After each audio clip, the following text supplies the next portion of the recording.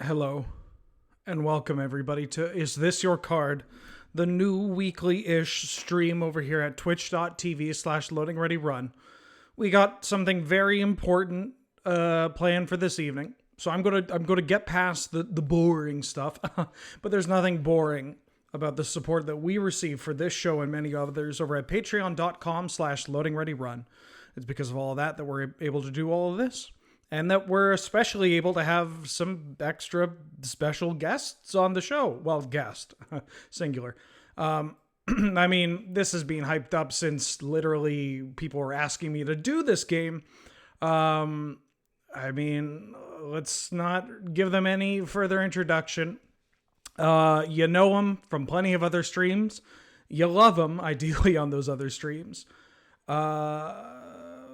Please welcome special guest Mulder. It's Mulder, my cat. Thank you for having me, Yow. It's great to be here. What the Thank you for having No, me, stop Yow. it. Stop, It's stop.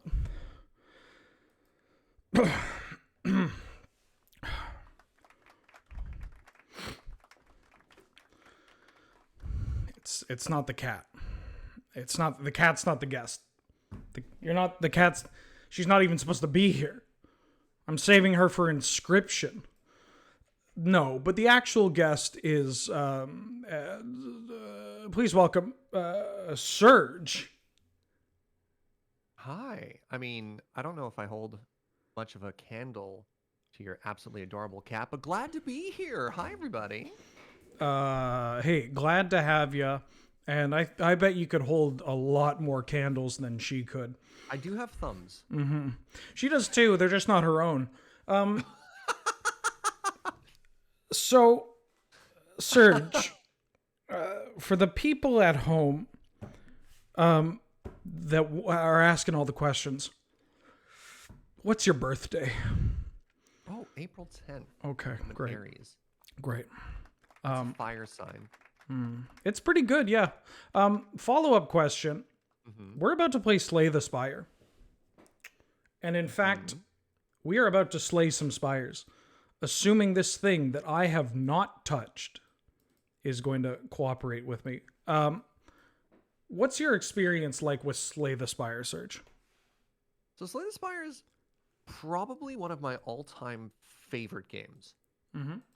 I own it on computer. I also own it on Switch. So when we used to travel to conventions and fun stuff like that, I'd play it on airplanes. I've got about 500 hours, which is like a pretty ridiculous milestone to hit in any video game. That's a lot. That's a lot of hours. That's a lot of time. That is a lot. I'd say I'm pretty medium at it. You know, I can get through most runs. I feel like I've got a pretty good idea of what's happening. Okay. There are definitely people who are better than me. I can't guarantee I'll win every run, but I will. Oh my God, your name is Games Turner. Oh yeah, that's one of the old standbys for Is This Your Card? Yeah. Yeah, it's a. But I know my way around a character, and I've been up or down a trip to the Spire or two. Okay. This is a question. I was going to ask you something important, but I'm going to indulge Twitch chat. So, Okay. we started off with the red, the ironclad, and then we played the green, the silent. I really liked the silent quite a bit, and I had played the silent and the red beforehand. But then we got to the orb, the defect. Did you ponder those orbs? I went mono orb build. Okay. Wasn't even close. Wasn't even. All right. It was the easiest game of my life, and it was the most fun I've had playing this game, and which is saying a lot because I really enjoyed the silent. But it kept popping up. What color is the defect? Oh, it's purple. That is neither of the answers I expected. Okay. Oh, the defect. I'm sorry. The defect is blue. I'm sorry. What color is the defect? I thought you were asking me what color the Watcher was. The defect is blue. The defect is blue. Okay. Yeah. Okay. I mean. Yeah. Red, green, blue, purple. Gotcha. Okay. Thank you. And speaking of the purple, that's what we're focusing on for today, which is the Watcher. I'm going in completely blind. I know nothing. Oh God.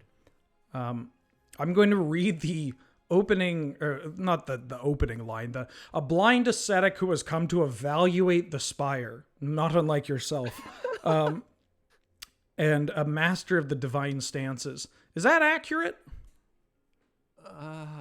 Sure. What do- Stances is relevant. So if defect is orbs, Watcher is stances. Okay. I never rolled a monk in WoW. So wait, no, it was warrior. This bit's over. Let's embark. Yeah, I'm going in. It's funny if you're looking at D&D characters. The Ironclad is the warrior. Yep. The defect is the rogue. Okay. The defect is what's orb friend? The orb is the defect. That is the defect. No, Ironclad. You said Ironclad is the warrior. The defect is the rogue. Person? Who's the shift person? The silent. Silent. Oh my God. Yeah, 500 hours. I don't read anything anymore. It's all muscle memory. It's like magic cards. You know when you stop reading things in magic cards? Yeah. No, there's. All right. Sorry. No, it's okay. Ironclad is the warrior. Yeah. The silent is the rogue. The defect is a wizard. Okay. And the watcher is a monk. I think is a good way to do that. Now, Okay. a very important thing to understand about the watcher. The watcher is undisputably the most broken and powerful character in the game. Okay. It's also the hardest to pilot. Okay. And I would say the majority of deaths that you're going to have as the watcher are going to be self-inflicted. Like you'll play the game and you'll draw the wrong hand at the wrong time and you'll die with any character. Oftentimes you'll have the ability to win at any given time at the watcher. You'll just make a mistake and die. I've never died in this. Oh, perfect. I died. Right. I've died. What do we? Died 3 times in total, chat? Ironclad, orb, and then Ironclad again? Something like that? I think we'll be fine. We'll be fine. So what I'm going to ask from you is, last week I let Twitch chat off the leash, and I said they could backseat as much as they'd like. Oh, no. And then I proceeded to ignore everything they had to say. Except for the good, except for some of the stuff, which is great. And we'll get to that when we get to picking cards. Because I'm going to ask you for some help when it comes to picking cards, but more in a grander scale and like looking at the acts or looking at the map. For instance, when you were talking about what you also wanted to get out of doing this, you mentioned being able to tell who the boss was. Didn't know you could do that. Oh, great. Yeah. I mean, I didn't look it up anyways. Like I wouldn't have known, but. So before you ever click on either of these buttons, you should always review the act. So in the top right corner, there's 3 buttons. There's a gear, there's your deck, and there's the map. Click on the map act. All right. The most important piece of information in any act is you scroll to the very top and you take a look at what your boss is. Oh, not the elites? The elites come later. So you've got the slime boss. Are you familiar with how the slime boss works? Is this the division boss? This is the boss that has a little hat. Yes, it's the division boss. Okay. Yeah. So, the good news is this is the easiest possible Act 1 boss if you are the Watcher. Oh, okay. I'll abandon the run. All right. So next thing you can do, here's a little tip if you didn't know this. If you hover over the legend on the right and you scroll up and down with the mouse wheel, it'll hover it. Oh, we got this down. This is where we know the UI like the back of my hand. Can we get Surge turned up a bit? Well, Surge, last I talked to you, you said your volume is at the max it's ever been. I'm at 100%, and I'm 100% on my end and 100% on your end. The only way to do this is if you were quieter and they turned the entire stream up. Yeah, yeah. Well, you're at 500%, 200%, and then extra percent. I have to tell you, chat. Yeah, welcome to different people doing different things with their audio.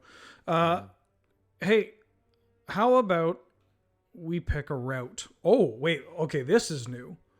What's going on with this elite? Oh, have you not seen a fire elite before? No.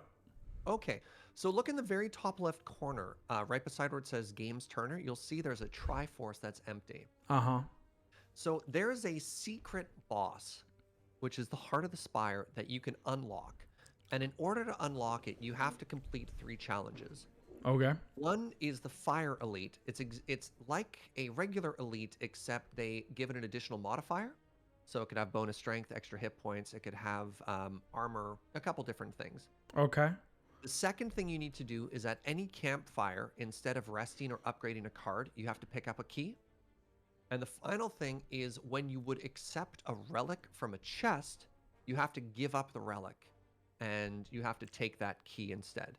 Are you interested in fighting the heart or no? How about for our second run of the night? Sure. All right. Then we don't have to worry too much about the fire elite.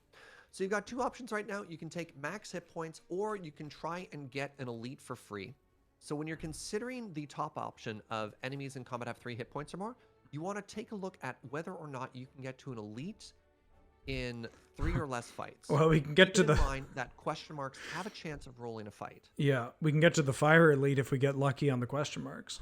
Yeah, similarly, you can get to a regular elite on your right. And now scroll up a little bit higher as well. So if you take the middle path, you could potentially get 3 elites. If you go, starting from the bottom, if you hit the right elite, and then you go into the center, take the path through the store, because you can do the... Wingus, Dingus, Dangus, Dongus.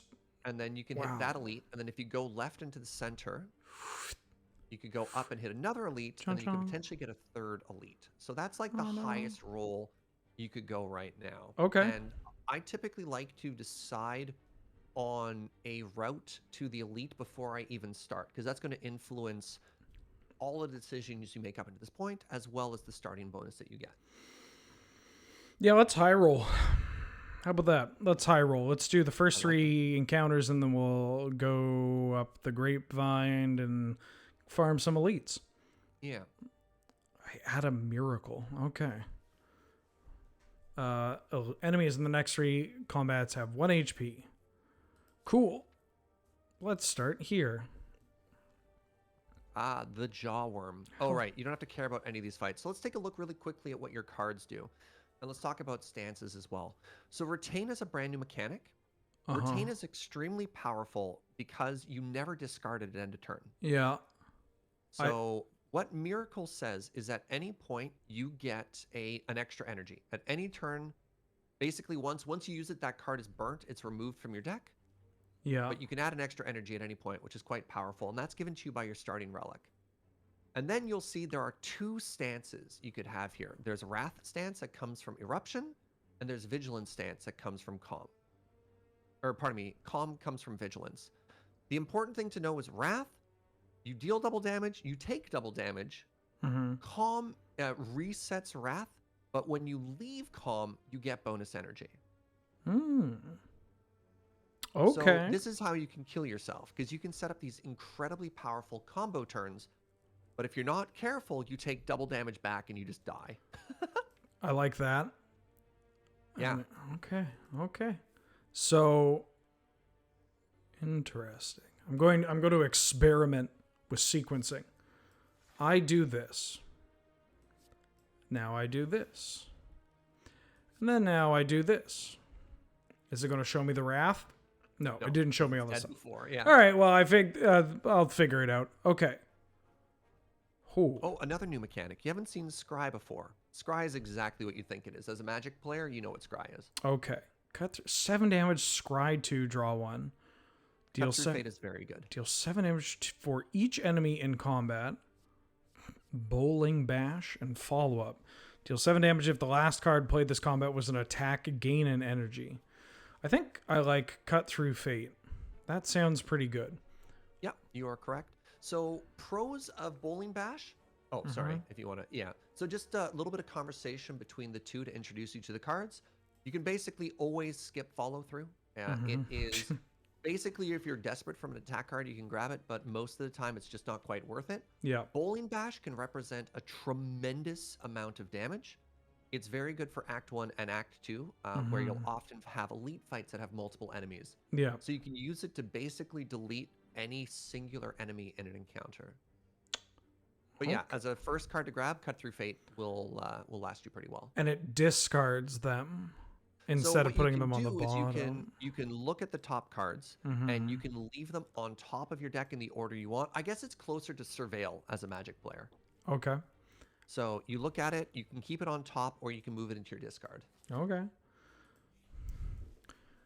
We've hit the the one absolute truth of streaming this game.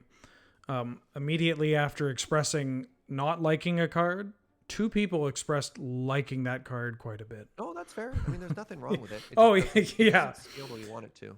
It's a very funny thing to, out of all the card games all right, I've so played. Wheeler, before we started, I have a challenge for you. There is a card in the Watcher that is an absolute trap. Okay. It is an absolute trap. And Yeah. you should never take it. And a lot of people will try and convince you to take it. And I'm curious if you'll be able to identify it. Well,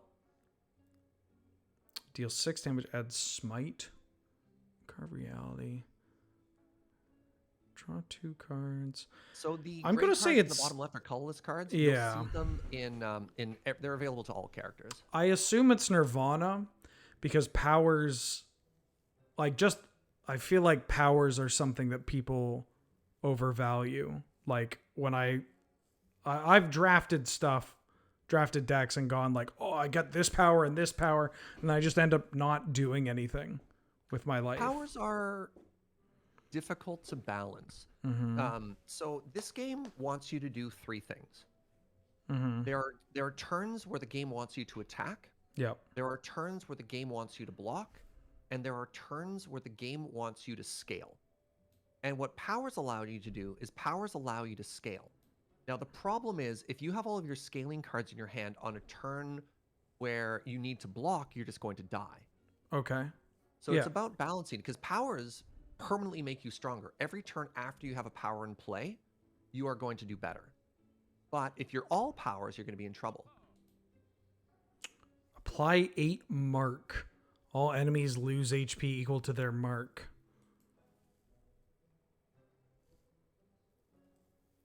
So if it's not Nirvana, I'm just going to keep going until I get it. Part of me wants to say I'm going to say pressure points is the other one, because this feels like it's mentioning something new. This feels like someone would tell me, "Oh, you should try the Mark deck." Yes. Yeah. Okay. This card is a trap. Okay. And the problem is people will have won with this card before. And what the problem here is, this card is going to give you bad habits. There's no other card in all of Slay the Spire that interacts with this. Now, what happens is at higher ascension levels, you're going to need to learn how to scale. Yeah. And you scale off the ability to switch stances. You scale off the ability to increase your strength or increase your dexterity. But there's nothing that will allow you to scale off of pressure points. You're never going to be able to generate more energy to do it. You're never going to be able to do anything broken with it. You might be able to win a run here or there, but ultimately, this is not what the character wants you to do, and you are ignoring everything powerful about this character to try and make it happen. Huh. So, like, basically never take it. It doesn't work with Wrath. It doesn't work with Calm. It doesn't work with any other stat scaling. It doesn't work with powers. Yeah, as soon as I didn't get a tip on what Mark meant, I figured, I was like, oh, so it's this. It's this. Yeah. Yeah. So you can just do yourself a favor and pretend that the Watcher, and this is going to be unpopular because some people have won with it, but everybody who has won with it, their experience is valid, but they will eventually find a point where it falls off, and so you should basically just not even worry about it. So probably the most powerful thing you can do in this store, in my opinion, is to remove a card. Yeah. The Watcher is unbelievably powerful, and the worst thing that's ever going to happen in your deck is you're going to draw your starting cards. Is the Watcher more of a start getting rid of blocks or start getting rid of strikes? Every single character is get rid of strikes, other than the Watcher, who's get rid of blocks. Okay. All right. Which is a little bit risky and maybe unintuitive to the way you're playing it here. But the goal with the Watcher is you just blow them up before you have to block. I like the cut of your jib. All right, let's get this defend out of here. Okay. Come on, no bad guy. That's a thing. As you come to a dead end, you begin to turn around, walls slam down from the ceiling, trapping you. 3 faces materialize from the walls and speak, "Forget what you know, and I'll let you go. I require change." See, and yada da da da da baba da baba. Great. I could get rid of another block. Well, transform is very upgrade. powerful here because remember, it turns any card you have into another Watcher card.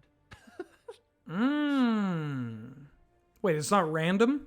It is completely random, but all Oh. Watcher cards are broken. Yeah, I guess we're early too. Yeah, Okay. so just think of any opportunity you have of whether or not you're going to be putting a better Watcher card into your deck. All right. If I get pressure points off this, though, That would be very funny. this will be Statistically unlikely, but very funny. we have been succeeding, but this whole month has been incredibly cursed. So I'm gonna do it. Oh, I get to choose it. Oh, I'm sorry. Yeah, it gives you a random card, but you pick the card you want to get rid of. Oh no. Does it actually, if I try to actually play a slot here? No. It's just random. It's just doing stuff. Cool. Sanctity. You've turned it into a better block card. Yay. It says I draw a card, so I like that. And go to here.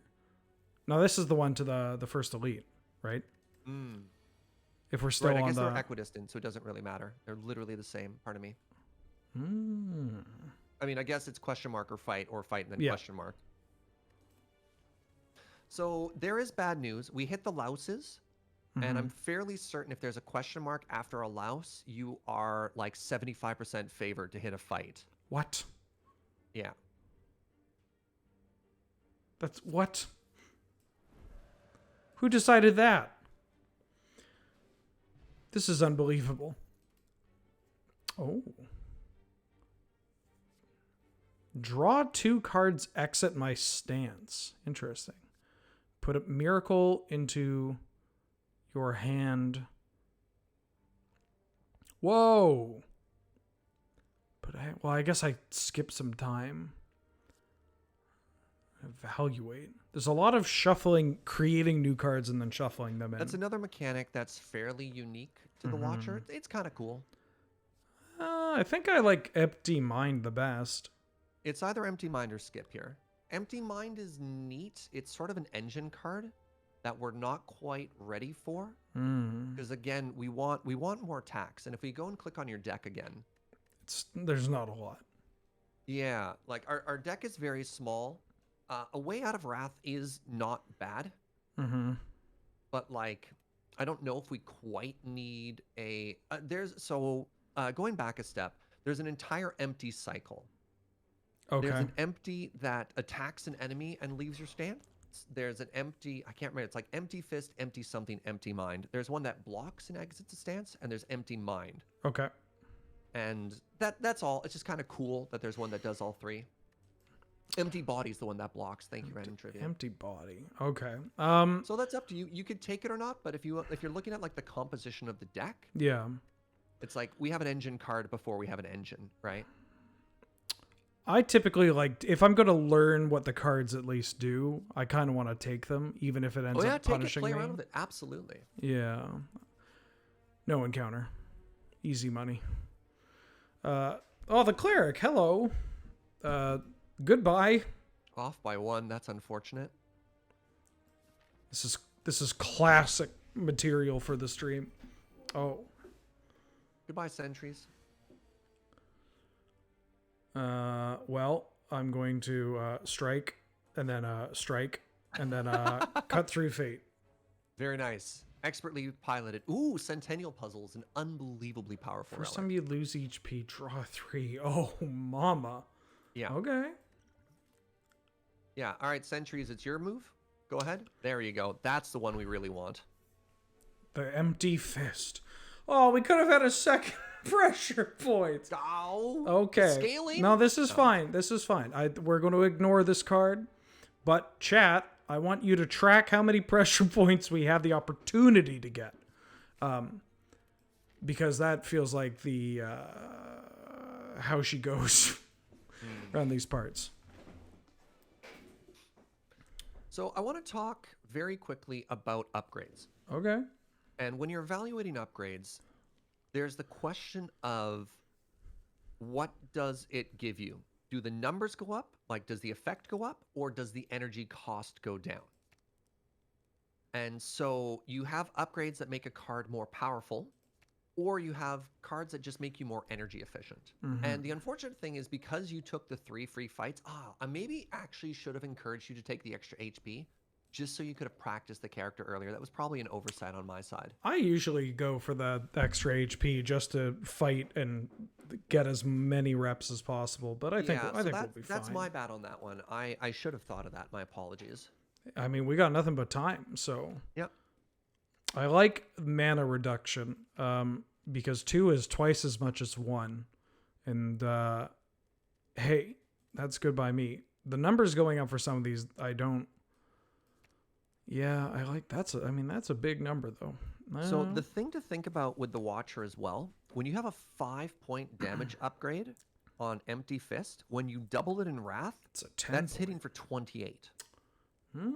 That's going from hitting for 18 to hitting for 28, which is a very big increase.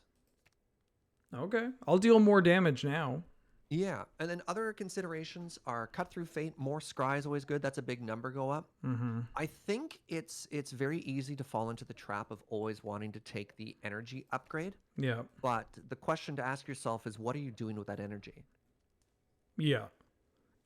And if you don't have a way to take advantage of it, just kind of, without thinking about it, autopilot taking those upgrades aren't always the best option. Again, it's not wrong, but just make sure you're getting the most out of it that you can, right? I'm going to make the most out of an Empty Fist. Oh, I see what's really weird. This might be an advanced thing. Can you go to your game settings? There's 2 things. Can you turn off screen shake? Okay. And can you turn on fast mode? What's fast mode? So combat's going to move faster when you click on things. Oh. If that's okay. Like, let me know if you're okay with that or not. I don't want to make things change. Oh, this is a very cool event. All right. You basically get another free elite. So there's a little clue if you read this out here right now. His pants have been stolen, and it looks as though he's been gouged and trampled by a horned beast, though his possessions are still intact. So there are 3 elites on Act 1. There's Lagavulin, there's the Goblin Knob, and there are the Sentries. I'm going to go ahead and say that it's the angry one that wears pants with horns. This is the Knob encounter. Yeah. And you have full health. You have a pretty good deck. You can absolutely try and get some free loot here, because worst case scenario, you just get to kill an elite. Yeah. Oh, yeah, I always fight. Well, careful. You don't always want to fight, because Goblin Knob is a run ender. See, but that's the thing. There's no punishment to losing a run. That's fair. You just got to keep going. So do you know how this enemy works? When I play a skill, it gets mad at me and increases its strength. Yep, you got it. I probably don't want to play that many skills. Well, it doesn't have the buff yet. So the little blue icon over its head means it hasn't got there. So you've got 1 turn to set up. And then it's going to hit you for a small amount and debuff you. And then it's going to hit you for a big amount. Or actually, I'm used to playing a higher Ascension. I don't know if the attack patterns are slightly different here. Well, I think I'm just going to set up to deal a buttload of damage and kill it next turn. Yeah, so I would be careful specifically with Cut Through Fate, because the last thing you want to do is draw Wrath right now. Right, we got a... You have a 1 in 5 chance of being forced to draw Wrath. Being able to scry the blocks away is powerful, or you could just go for guaranteed damage and not worry about it too much. Because we're guaranteed to draw Wrath next turn anyways. We're drawing so those next 5. turn you have Miracle for 1 extra energy. So you have 9 going into Wrath, and then you have 12 plus 12. So this is where I hate to tell you this, but Watcher is nothing but math. So if you go into Wrath next turn, you have to calculate the double damage that's coming back at you. And you can afford that hit 1 turn, but not twice in a row. Yeah. I also have this potion I can use to kill them. On the Wrath turn? Yeah. Yeah. Okay. I'm gonna fist this goblin and then strike it. And Beautiful. Yeah, they're dead next turn. Yeah, this is just all math. Assuming strength works the way I think it works. It's plus 5. It's just double. plus so 5 5 damage. strength when you're in Wrath is going to turn into double. So count it before you use the potion too, right? Let's not just assume it's dead. Well, I did the math already. Oh, okay. Yeah. Yeah. Yeah. Well, now that you say that, 14, then we deal double, and then this is going to do... That's 22, and the other one is 22. So 44 plus 14 is 58. I didn't do the math. That's fine. So maybe save the potion. You're gonna take 28 if you just attack, if you go into wrath here. So just know that. That's fine. 28's nothing. We got an elite up here, and then we get to rest. Yeah. So a nice thing to know about this game as well is you'll never have to face the same elite twice back to back. So you don't have to worry about a second goblin knob after this, but you can face the same elite more than once in an act. Okay. Just never back to back. I'm taking double damage, and if I do another skill, then I'm taking, and it goes plus 4. 2. I think you're fine to not use it this turn and try and set it up for the kill next turn. It just saves you 4 hit points. Because it doesn't even end it this turn necessarily, right? Ooh. There you go. There's that empty fist. So there you go. Now it's dead, and you still have your potion. So just make sure you empty fist end last with empty fist, because it'll pull you out of wrath, right? Ooh.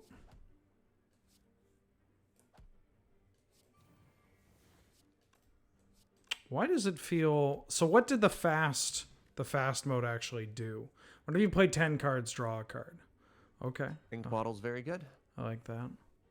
There's another empty fist. I also like that. The issue with more empty fists is you have a lot of ways to exit stances, but not a ton of ways to get into them now. Yeah. Well, then how... Are there multiple cards that get me into Wrath, or is it just Eruption? There are 5, but the issue is you've just unlocked the character, so I don't know if they've given them all to you. Okay. Yeah, fast mode makes animations shorter. So when you're going to combat, like when you're throwing it, and then when you're being attacked back, it just speeds the game up. I could take Halt. I don't mind Halt. Well, the question again is, do you need a block card right now? So an interesting thing for this game isn't just, is the card good, but does the card make my deck better? And I always like to take a look at my deck before I click on anything, right? So we've added a block card and 1 attack card to the deck, and we have a card draw currently. So it's like, we're not really super likely to need a free block card right now. Again, not at all whether it's good or not. It's just, does it help us? Okay. Similarly, Empty Fist hits for a good amount of damage, but it mostly hits for a good amount of damage when you're hoping to do something busted with Stance Dancing. Yeah. Watcher is strong enough that you don't necessarily need to add cards to fix it, which is kind of broken. But then again, get used to the cards. Add as many as you'd like, right? Gonna add Empty Fist. Yeah. Yeah, the real powerful part of Empty Fist is, a big chest. So chests come in different sizes. The larger it is, the better it is. Whoa. The Sapphire Key. Okay. Whenever I add an attack to my deck, upgrade it. Oh, egg. Great. Maybe we'll be lucky we can get the full omelet if we hit all 3 eggs. Oh, this is interesting to note. That special event we did doesn't count as the elite rotation. Because, as you'll notice, we have the knob again. It's which knob. Is unlucky. I've been set up.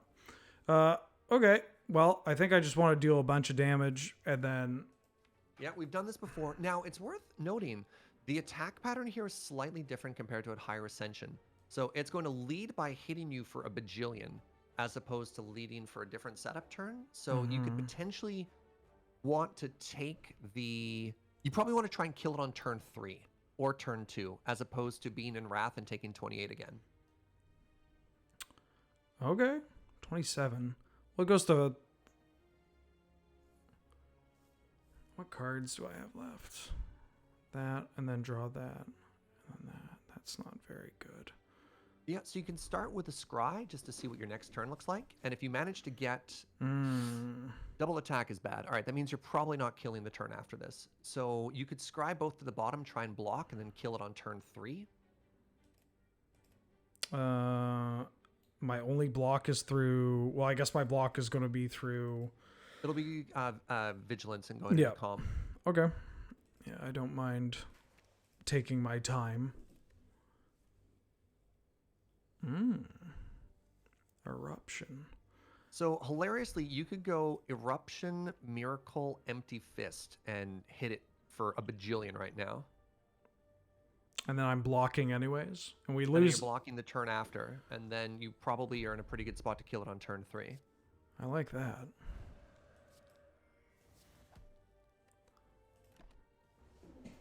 Kablam. And now we block. Entering calm. We do that. Yeah, you'll full block and you can just punch it. Just don't use Empty Fist because you want to save leaving... I mean, you could lead with Empty Fist and then Vigilance after if you want to do a little bit more damage, or you could Empty Fist and strike. Let's Empty Fist and then...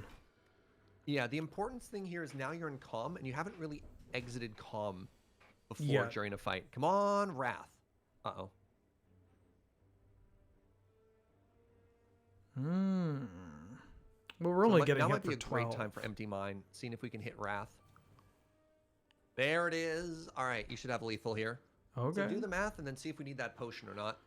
9, and then this is going to be 14, and then this is 12, so 28. So 28 plus 9, 35, so they're dead. Heck yeah. Sure. Good fight. That's a 0 damage knob fight. Ooh, bag of marbles. Especially good on Watcher because you're just so damage loaded. Ooh. Okay. Cut through Fate upgrade, though.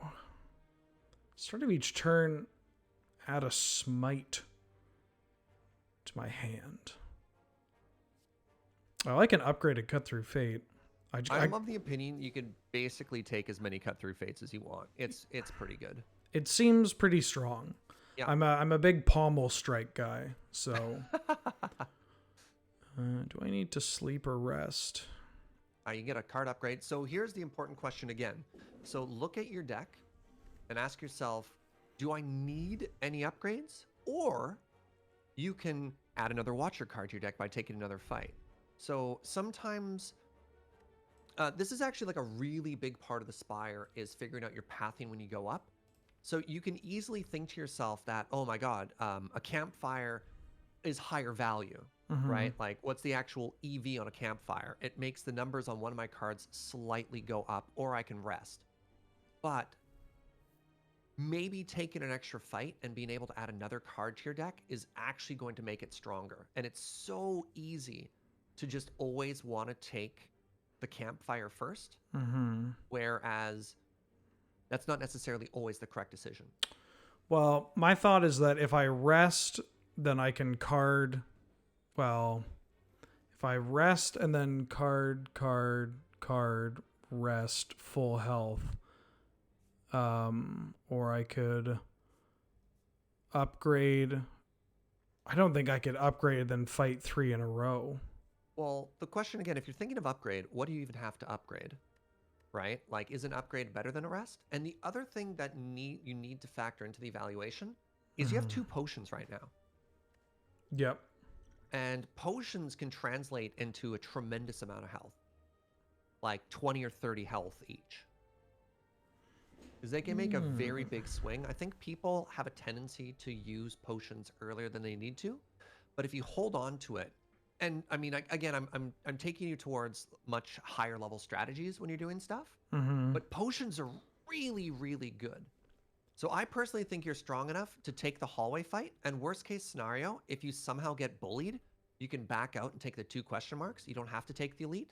Similarly, if you take fight, and then are too low on health, you don't even have to take the elite. There's a campfire right there too.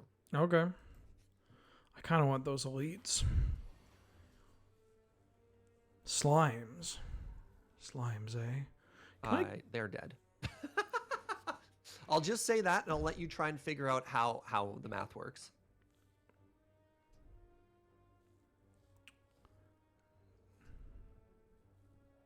June 14.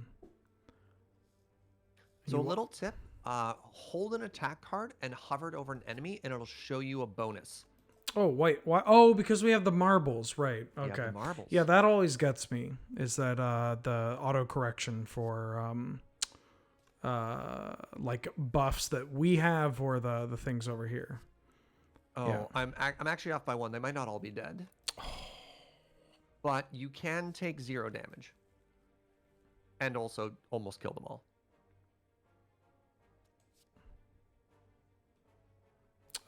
We could vigilance empty. We could vigilance, miracle eruption, and then empty fist. Because that's 2. We get a miracle. We go into wrath. We get 2 off this, and then I guess we could defend as well. And so then another line is eruption, empty fist, miracle, defend. eruption, empty fist, miracle, defend. Yeah. But your vigilance gives you more energy, but we don't have 5. anything to do with that energy. Yeah, your line is fine as well. They end up with the same. It's the Yeah, same. it ends up with the same outcome of taking 0 damage, killing the big slime. But it pushes and, us closer to our ink bottle. Yeah. Oh, right. God, we should... I'm not going to even worry about relics with numbers. Okay. Oh, hit the left one. Your empty fist is powerful enough to one-shot the one on the right. Once you're in wrath. Yeah. So what did I want to do? Vigilance, miracle, eruption, empty fist, defend. Vigilance, miracle. Yeah, and this is why we wanted to get to the Fens out of the deck. Because if that had been a strike, they're just dead here, right? Yeah. Because you have the extra energy at the end of the turn, too. Got it. Huh. Wheel kick. Jesus. I mean, that seems expensive and unnecessary. It's totally fine to take. It hits like a truck. That's a lot of So, damage. Wheel kick Yeah. reminds me a lot of... there's a couple cards in Silent that are similar to it as well. Which is, this is normally a card you're probably only going to take on Act 1. It deals a tremendous amount of damage, but it doesn't really synergize with anything you do. This is just a mid-range card. Okay. Okay, I'll take it. It's upgraded. Yeah, we can keep fighting. The louse. You are going to buff.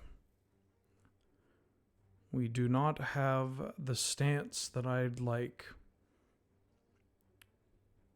I don't have a way to get out of this stance unless I get at something on Cut Through Fate. How much damage does Cut Through Fate do against a vulnerable enemy? 10? That's very frustrating. Yeah. I mean, honestly, Will Kick just to nuke one of them is probably fine. Because you can take 0 damage this turn by, like, Wheel Kick Vigilance. Yeah. Which is probably good enough. Yeah, that seems fine. Oh, or you can just kill it with Empty Fist. Nice draw. I don't need to use that. I just kill off that. Okay. So one potential thing to do there, the louses, once you hit them once, will put armor up. So it may have been worth it to actually use the Miracle just to break the shield. Because now you're in a turn where you might potentially take damage. But you can also just, like, Eruption, Strike, but just, like, a potential line for another time is the value of breaking that louse shield. Yeah. And, like, it didn't end up mattering. Ooh, another flex plot? Amazing. Woo! Let's go.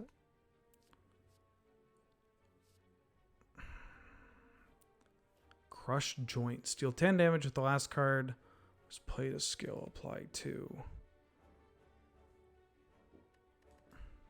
8 to all enemies, which is doubled. So I like this Consecrate card. That seems kind of okay. You're fine to take literally any of these. They're all upgraded. I'm down to Clown. I think I like this Consecrate just for... Yeah, Dash is extremely powerful, but both are good ways to deal with multiple enemies in a fight. So Consecrate does a little bit of damage to all the enemies. Bowling Bash absolutely deletes one enemy in a multiple enemy fight. Maybe I like the deletion better. Because if... Neither one is wrong. Yeah. Honestly, it's like dealer's choice at this point. I'm going to take Bowling Bash. I like the art better. All right, here's hoping for sentries. Because then we can really show off. Yes! Oh my god. All right. And you got the upgraded bowling bash? Mm-hmm. Okay. I mean, I could just wheel kick to get one of them, to chunk one of them down to half, to see if I can get the bowling bash that will just be able to OHKO.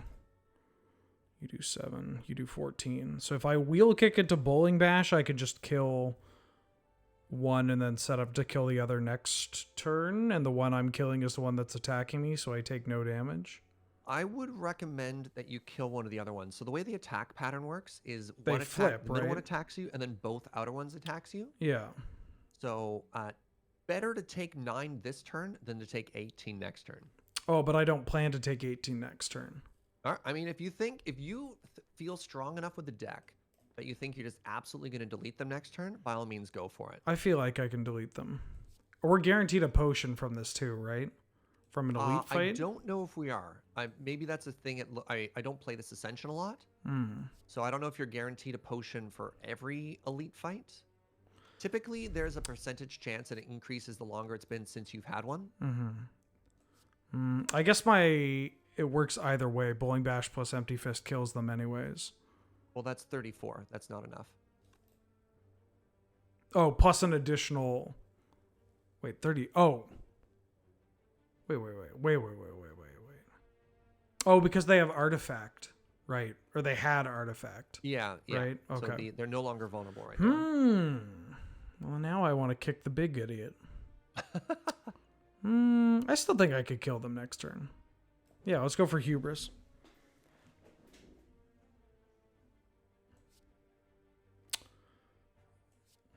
I'm drawing.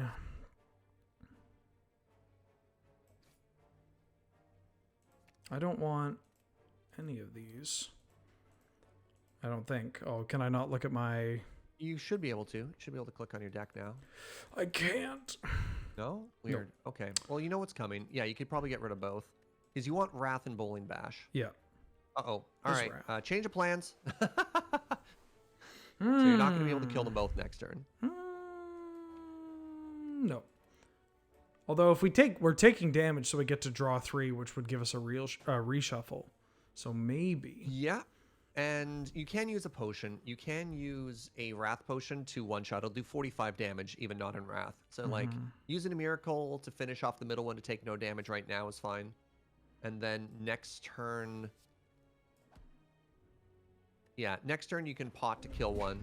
So we'll see what happens. Yeah, if you go, like... What do you have? Oh, they didn't attack me, right? We got Bowling Bash. Bowling Bash got... I mean, of course, Bowling Bash got worse. Bowling Bash gets worse because we kill off one of them. Oh, right. Yeah. Well, we could still kill with a potion. Yeah. No, sorry. We should have calculated that before we killed one, too. Because now it's only dealing 20 damage. And with a potion, it's doing 30. So, yeah, Double Spell still kills the right one. Actually, with a pot, it kills either one. Chad, are we guaranteed to get a pot here? I feel like we're guaranteed to get a pot here. I don't think you are, because you got one not too long ago. Oh, is it based on that, not against elites? That's my understanding. Again, I typically put on a higher ascension, so that could be modified. But I don't believe you're guaranteed a potion every elite. I think the chance goes up, but if you've recently gotten one. All right. Yeah, you get a relic from an elite, but not a potion.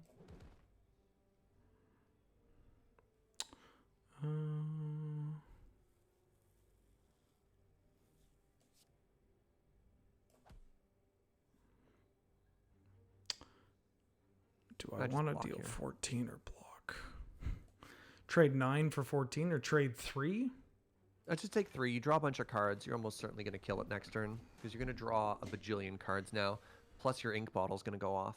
Okay.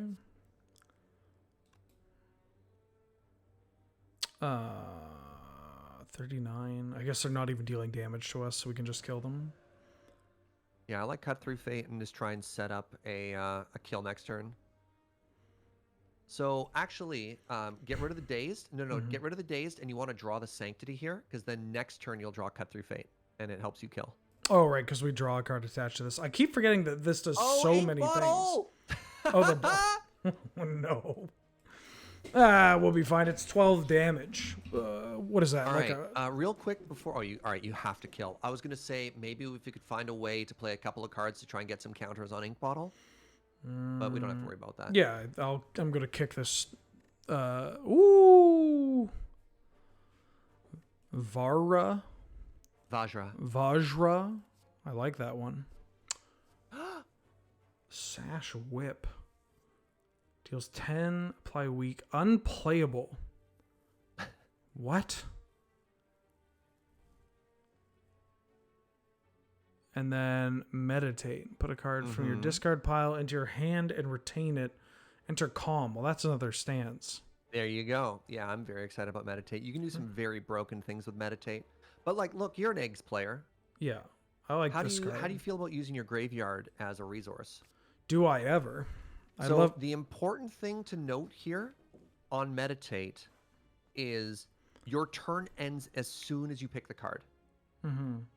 So you gotta be really careful there. There's a couple of cards in Watcher that you play it and your turn is over. Yeah. So just be aware. Put 2. Wow. Yeah. Okay. Card gets twice as good when you upgrade it. That's pretty Ignore good. number go up. So let's just scroll back down. Oh, never mind. Oh, we We'll could. talk I mean, after hey, this. these aren't timed. So scroll back down. And remember when we were at that elite fight evaluating whether or not we could go to the campfire or not? Yeah. We have taken 2 fights and an elite, and we've taken 3 damage since that conversation. Yeah, this character And pumps out a lot of The damage. opposite of what we could have got out there is a rest that we potentially didn't need. And instead we were able to add a bunch of cards to our deck and another relic. And all it cost us with a strengths potion that we actually got along the way. So it's cost us 3 hit points. Great. Oh, they're dead. They're dead. Welcome to playing the Watcher. Oh, they're dead. The story of the Watcher. Damn. This character's messed up. I mean, I like the orb, but wow. Well, now hold on. No, I'm just laughing at the name. Oh, yeah. Apply 3 to all honor. Oh, okay, that's another way to get into Wrath. I like that. I do also like the name Just Lucky.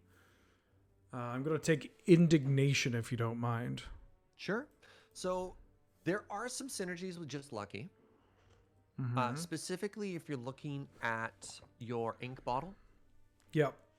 So I don't know if your deck necessarily does enough right now to make Just Lucky very exciting, but it's easy to overlook that card, and it's also easy to overvaluate that card. It's very situationally good. I don't think it's as strong as some of the autographs because, of course, it doesn't do a lot of damage by itself. I would, if I may, you know what I would really like from this game is to be able to look at the downgraded versions. Like if we come across an upgrade, I want to know what this card looks like before it's upgraded to know for future plays, you know, if it's worth getting a Just Lucky, getting some of them early, you know? I mean, typically the numbers are, they're not doubled like all across the board. Scry 1, attack 3, block 2. Yeah. It's 1, 2, 3, and it goes up to 2, 3, 4. Okay. I'm going to take this Indignation. I do, I respect the 0 mana card that does a whole bunch of stuff, but... All right. So again, no rush here, but you need to ask yourself, go left or go you will right. full heal for free if you beat the Act 1 boss. Yeah. Do you need to heal to kill it? So you have 3 turns to deal at least 75 damage. You've gotten a little bit of understanding how much damage you deal with this character. Yep.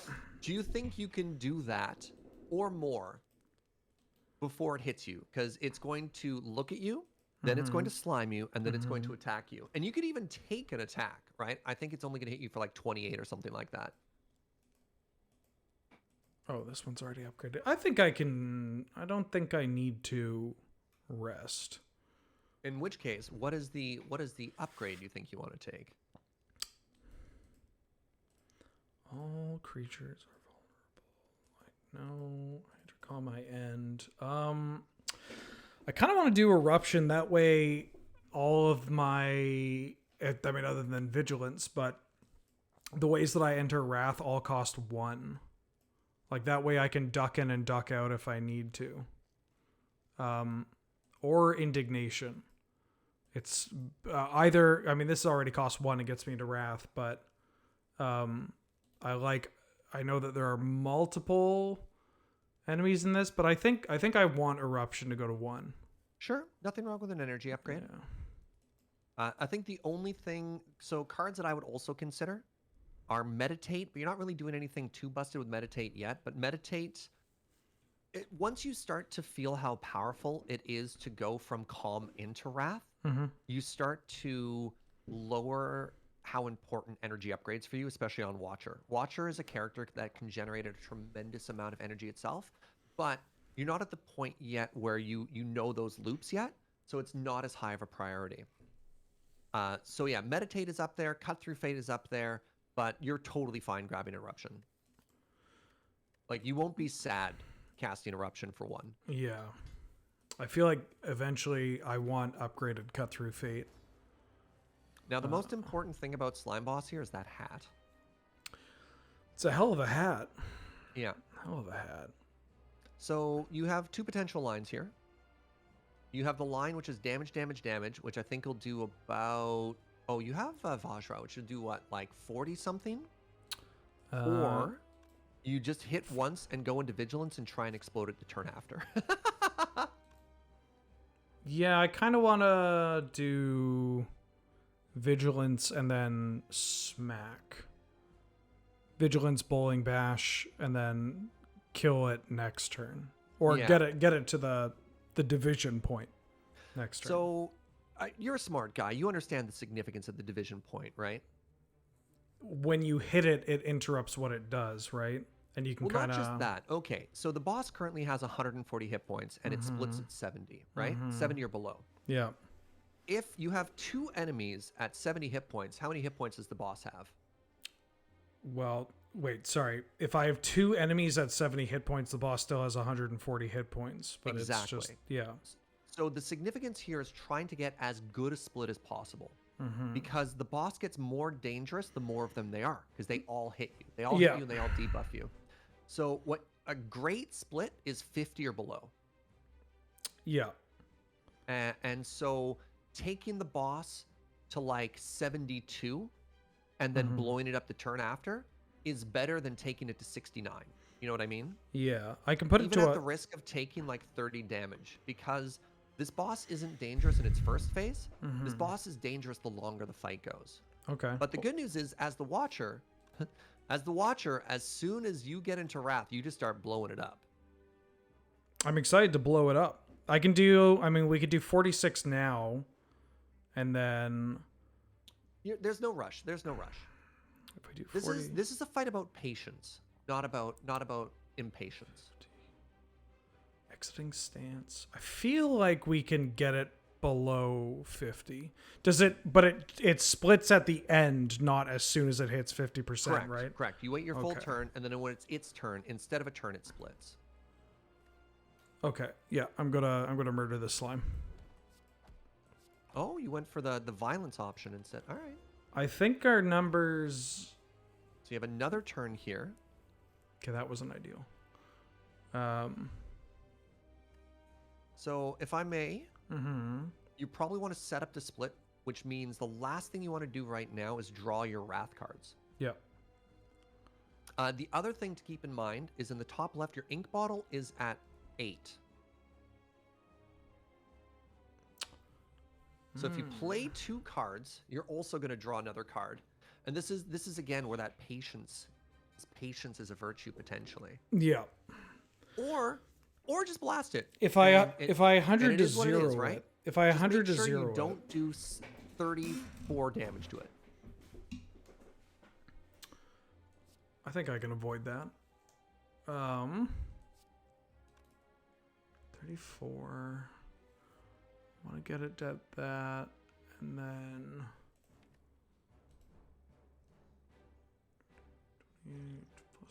plus that. Okie dokie.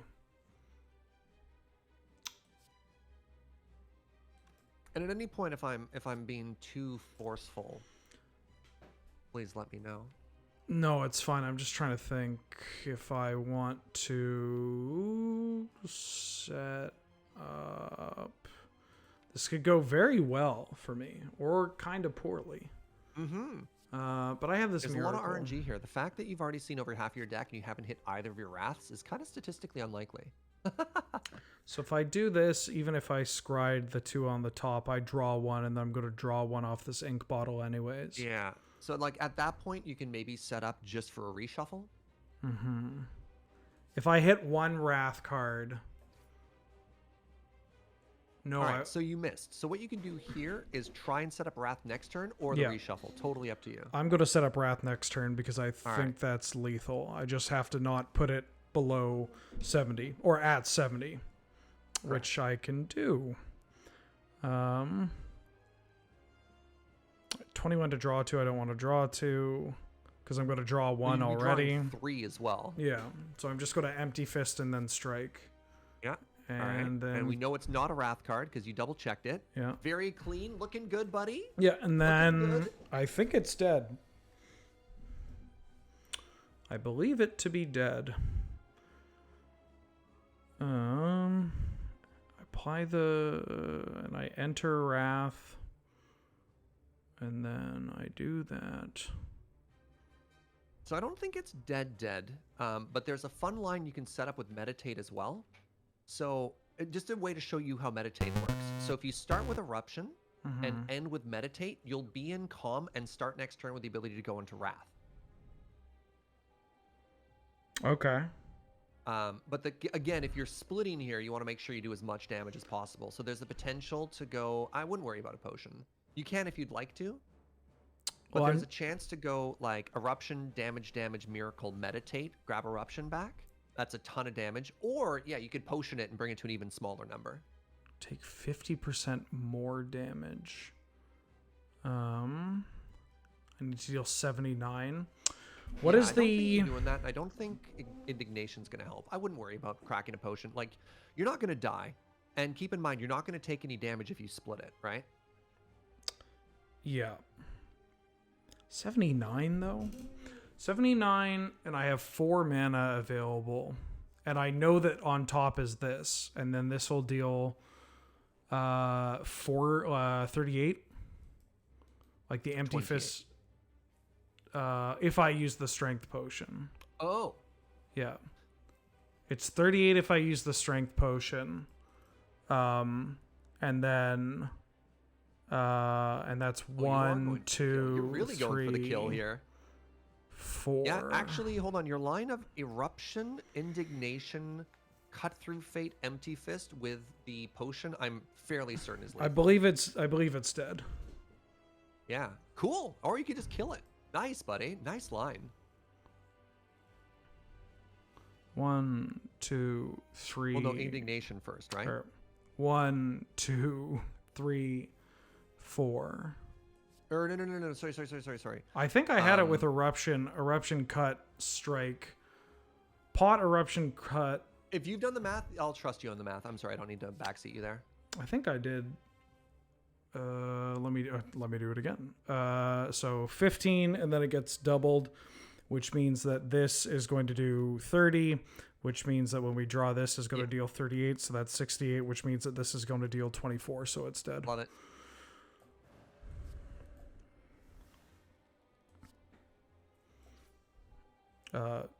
Yes. Yeah. So my only advice there is when you're in a similar situation, ask yourself if you can do the same thing without using a potion. Yeah. But otherwise, beautiful. Oh, you have 3 of the best possible Watcher cards, Wheeler. Oh. Now, don't pick anything too quick. Read them all, and then I will tell you about some applications you may not have thought of. Lesson Learned is an attack that deals 13 damage for 2. And if it's fatal, it upgrades a random card in my deck, and it exhausts. And then establishment is whenever a card is retained, reduce its cost by 1. But that for that combat. And then vault, take an extra turn after this one, end my turn, exhaust. Well, I like lesson learned because when it kills a thing, it gets a free upgrade, which is a pretty significant thing to get for free. It grabs a random card from your deck, but yes. Yeah. It's very easy. It's the equivalent of feed. And I love feed. Love me some feed. Now, vault is time walk. Yeah. So once again, it ends your turn immediately, but it's very, very, very powerful. Now, one last thing I need to tell you about. Go into your deck and read meditate. I knew this is where this was gonna go. You put a card from your discard pile into your hand and retain it. Enter calm, end your turn. Establishment reduces the cost of cards when they're retained by 1. I do like that. Yeah, establishment was the other one from Lesson Learned that I liked. So the question here is, how do you need to strengthen your deck, right? So let's look at what we do right now. We're doing some stance dancing, right? We're going into Wrath. We're dealing a bunch of damage. We have a bunch of ways to get out of it. The enemy is dying pretty dang fast. Yep. So that points towards wanting to use Lesson Learned, because you can end fights, you can reliably kill the enemy very, very quickly. Now, what this deck currently doesn't have is any way of scaling. Okay. Right? Because if the fight doesn't end in about 3 turns, what does your deck do to get stronger? Now, what that retain establishment combo allows you to do is eventually go infinite if possible. Because if you get wheel kick down for free, imagine deal 40 damage, draw 2 for free. Similarly, empty mind and your double cut through fates allows you to cycle through your whole deck. Yep. Again, that's the magical Christmas land. We're not quite there yet, but that's the potential upside that gives you. But I think you're absolutely correct just to look at Lesson Learned and be like, yeah, this is fine. I think I'm going to go with Lesson Learned so that I can learn the lesson of playing. Yeah, and Vault is very good at giving you a setup turn. Now, unfortunately, you already have Bag of Marbles and you're blowing your enemy up, so you don't really need it, but it can be really powerful against certain bosses to be like, oh god, my hand is bad. I'm just going to hit Vault. Their turn is going to freeze, and it's going to give me an opportunity to maybe draw something better. Okay. I feel like we can literally click on any of these and be correct. I feel like we can dip in and out quite a bit. Like, I feel like if I'm the way that this deck scales, at least from looking at the cards that we have and how the turns are going,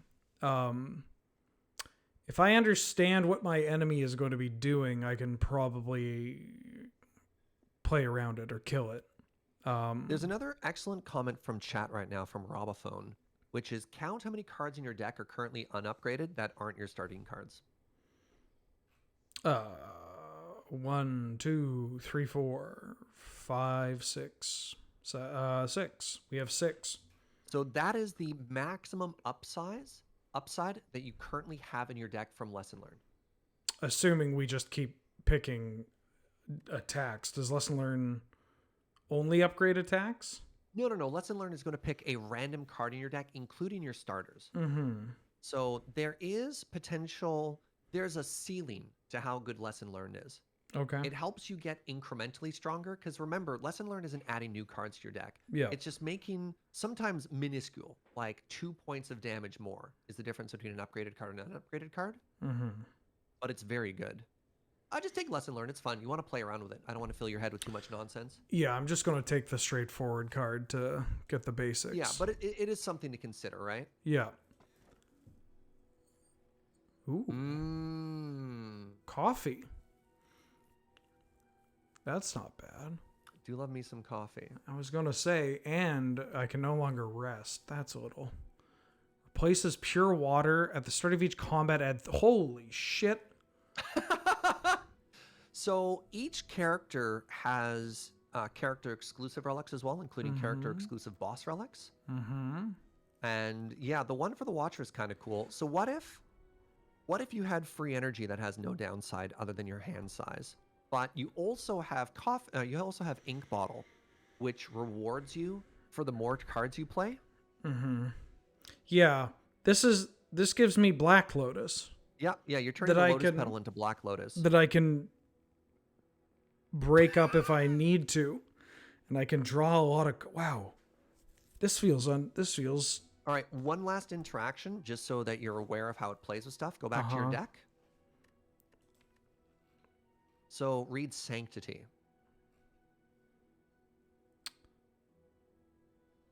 And Miracle is a skill. Miracle is a skill. So that's just another interaction where if you have a hand with no gas, you can just crack a Miracle into Sanctity just to sort of get things going. Yeah, it just lets by having 3 of them, it means that I can effectively just turn any one of them, any single Miracle plus Sanctity, like I can just turn it into a draw spell that also blocks for me. Now, keep in mind, there are occasionally downsides to playing stuff. So it's not free, but it's quite good. And I don't think you have to worry about the downsides here. Oh yeah, I'm going for that. Yeah, and the red relic water. is of course Philo Stone. You get an extra energy at the cost of every enemy having +1 strength for the rest of the game, which is pretty steep. Yeah, haven't liked a lot of those cards. We'll scroll up and we'll go to Act 2, but before that, we do have to take an intermission, Spectacular. a quick commercial break. So we're gonna do that, and then we'll come back, scroll up, and continue on with the purple. Don't go away.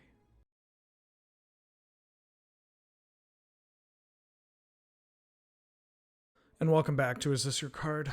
Of course, with special guest Surge for Slay the Spire. We're on floor 2, Surge.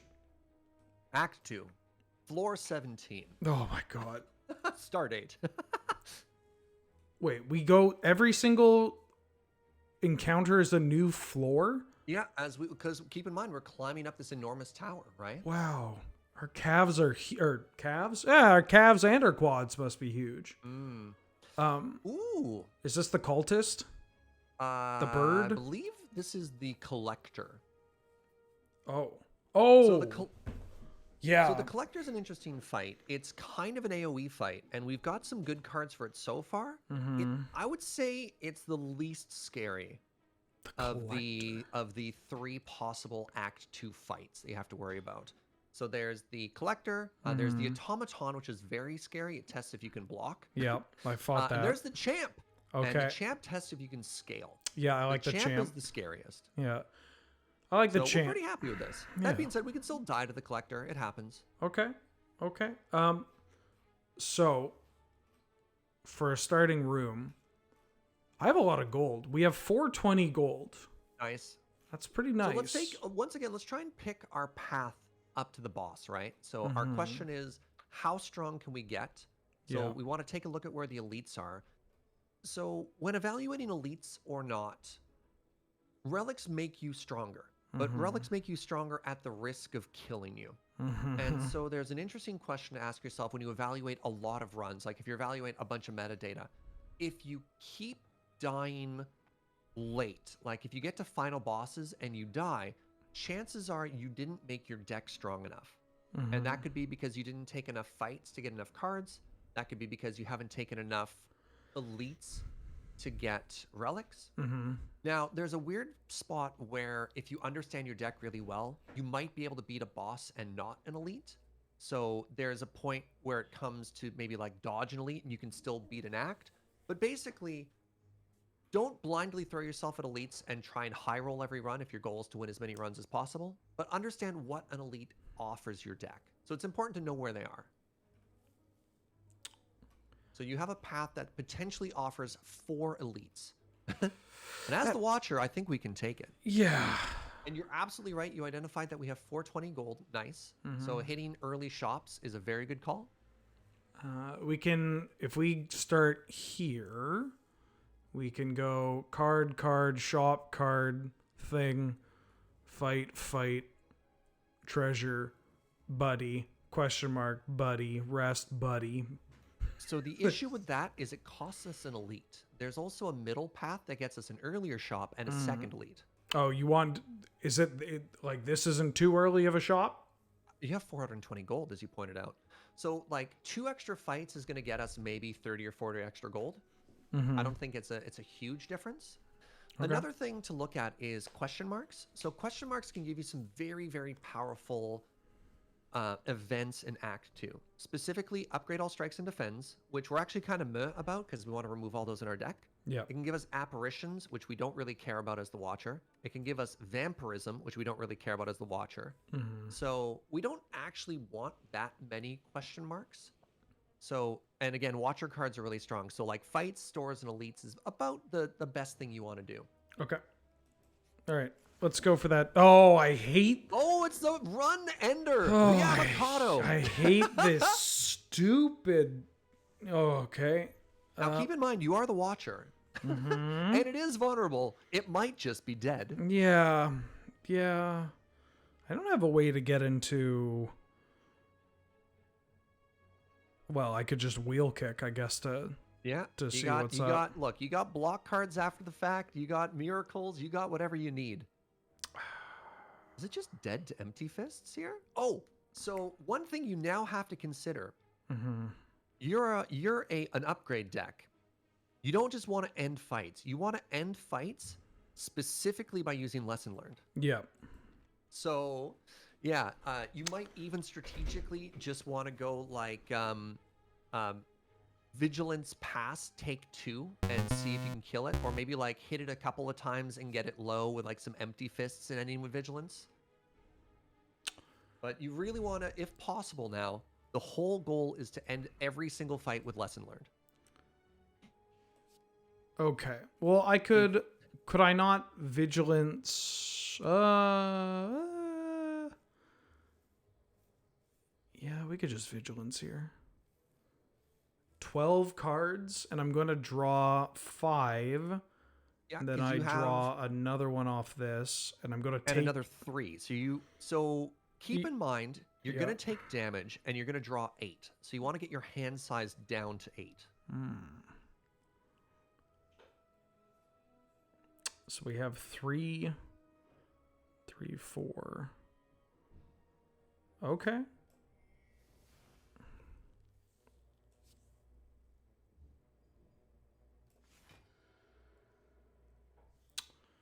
One, 2,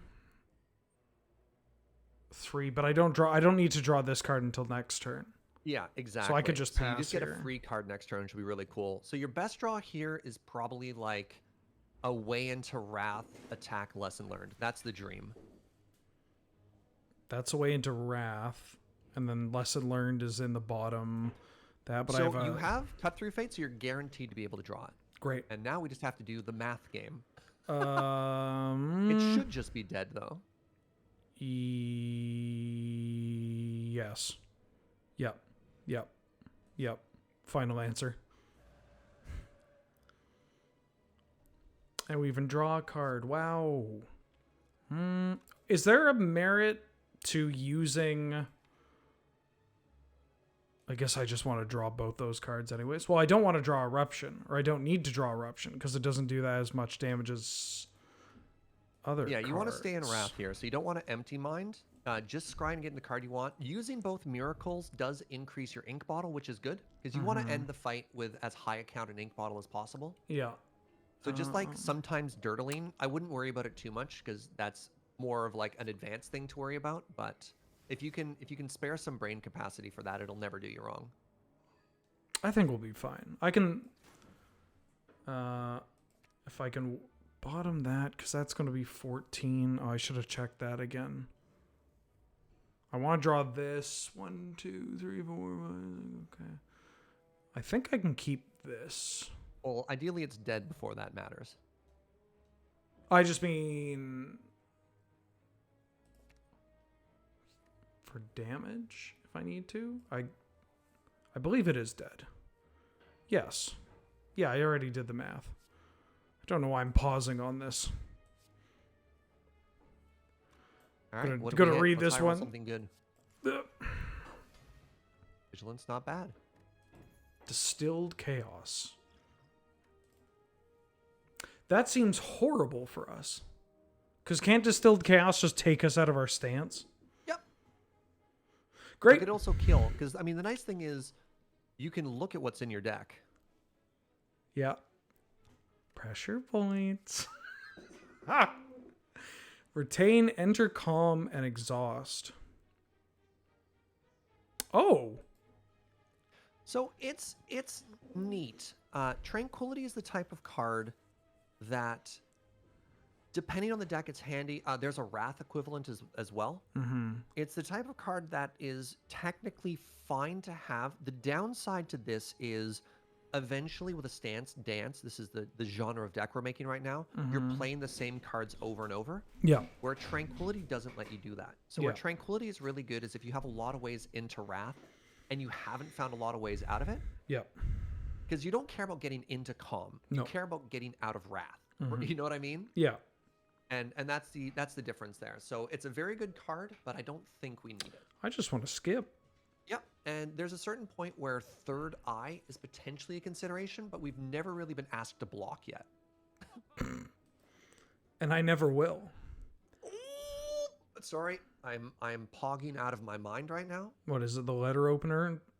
There is one of these things is not like the other. One of these things, here chat, don't spoil it. One of these things is one of the single most powerful cards in the entire Watcher. It's absurd. It's absurd.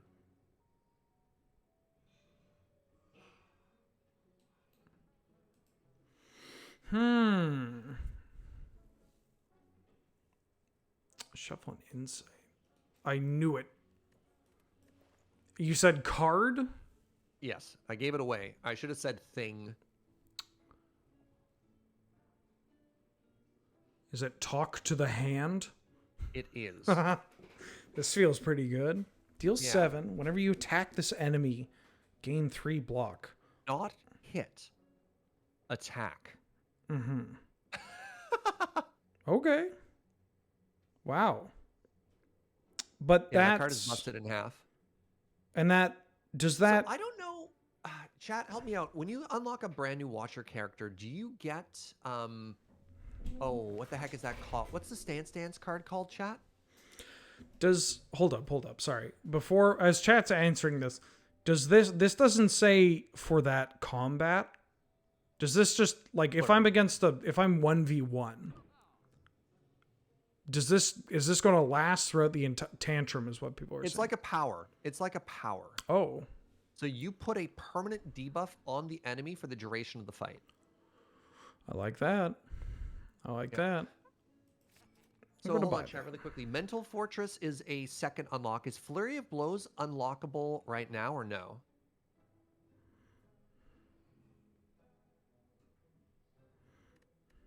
I think the second most powerful thing you can do here is remove a strike or defend. Yeah, I'm going to remove a strike. Flurry Or sorry, is defend. Here. We just defend. haven't hit it yet? That's unlucky. So there's a common that we really want to add to our deck. Okay. Oh, you think it's first unlock? Okay. Yeah, so we're even happier to start removing defense because we have Flurry, but we could probably start cutting some strikes next. And I wouldn't worry too much about any of these relics. They're fine, but we don't need them. Okay. Theoretically, yeah, I thought the first batch was all the Divinity cards, chat. Yeah. Because we're lined up to already get 5 relics this act, right? All right, now we ask ourselves, is it dead? Yep.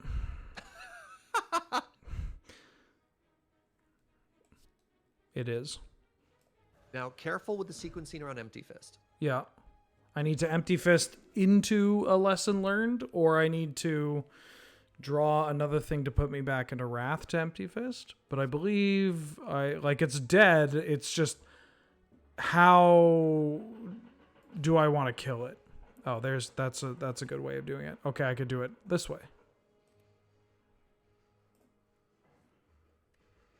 Because I can Empty Fist, Eruption, and then Lesson Learned.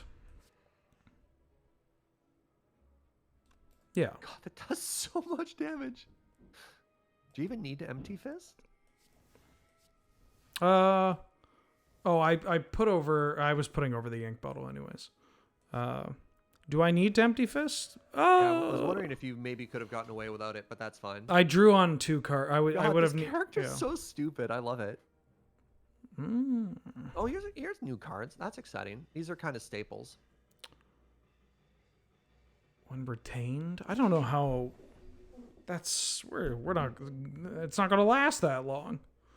That's actually a super, super important and high level question to ask yourself for anything, because a lot of people think certain things are important in a fight when it might even not last long enough. Yeah, I don't think this is. Do you know the card Armaments for the Ironclad? Oh yeah. So Yeah. Armaments is a card that upgrades another card in your deck. Mm-hmm. And everyone's like, oh my god, upgrade Armaments, upgrade Armaments. But how many times do you have to go through your entire deck before you actually get value off of that? And how often does it even matter to get there, right? And similarly, like you're saying for Retain, how long do you have to wait? Now, Windmill Strike is very good, because if you were a patient deck, if you weren't a deck that could sort of like destroy somebody out of nowhere, one of these cards that slowly ticks up like a bomb is very important. But you're not that deck, right? You're not that deck. I don't think I want any of these. There might be a consideration for Wallop. So keep in mind, Wallop, when you're in Wrath, Oh, you it block doubles. for 24 if you Oh. can get out of it afterwards. Yeah, I kind of like But that. you might not need it as well. It's just that's a pretty good card, but you're probably fine to skip. Okay. I'm going to stick with my gut and skip. Yeah. Scaling the city, you notice a wall covered with writing of ancients. As you try to wrap your head around this, something glows. I can remove a card or upgrade all strikes. So I believe I'm removing... I'm removing a card? Is this... Are people freaking out? Normally, this is the probably the best event in Act 2. So check Yeah. your deck. You probably just want to remove a strike at this point. Normally, this is absurd. Normally, this is like unbelievable, because it's the equivalent of adding +3 block to all of your defense, but you don't need defense. And you don't need strikes. So yeah, just get it out of here. Just remove a strike. Because again, by the time this is over, you're going to try and remove all of those anyways, right? Yeah. Oh, hey, it's that conversation we wanted to have. So I'm against Wingus and Dingus. And I asked a question. When I had played this on my own, I was under the impression that you killed the... Oh, now I even... Perfect example, because I'm going to forget which one was which. I was under the impression you killed the big guy first. And then somebody in chat made a very convincing post where they're like, no, you kill the mystic first. What? And other people agreed, and I was like, okay. And then I did that, and then the guy got really mad and did more damage. If you kill the healer, the warrior enrages and kills you. Yeah. It's very easy to manage the aggro on the healer. Yeah. Because if any of them is ever damaged, the healer will heal instead of hitting you. But if you kill the healer first, the other dude will just murder you. So the pivot is that I didn't hold this against the person. I did say chat betrayed me. They always betray me.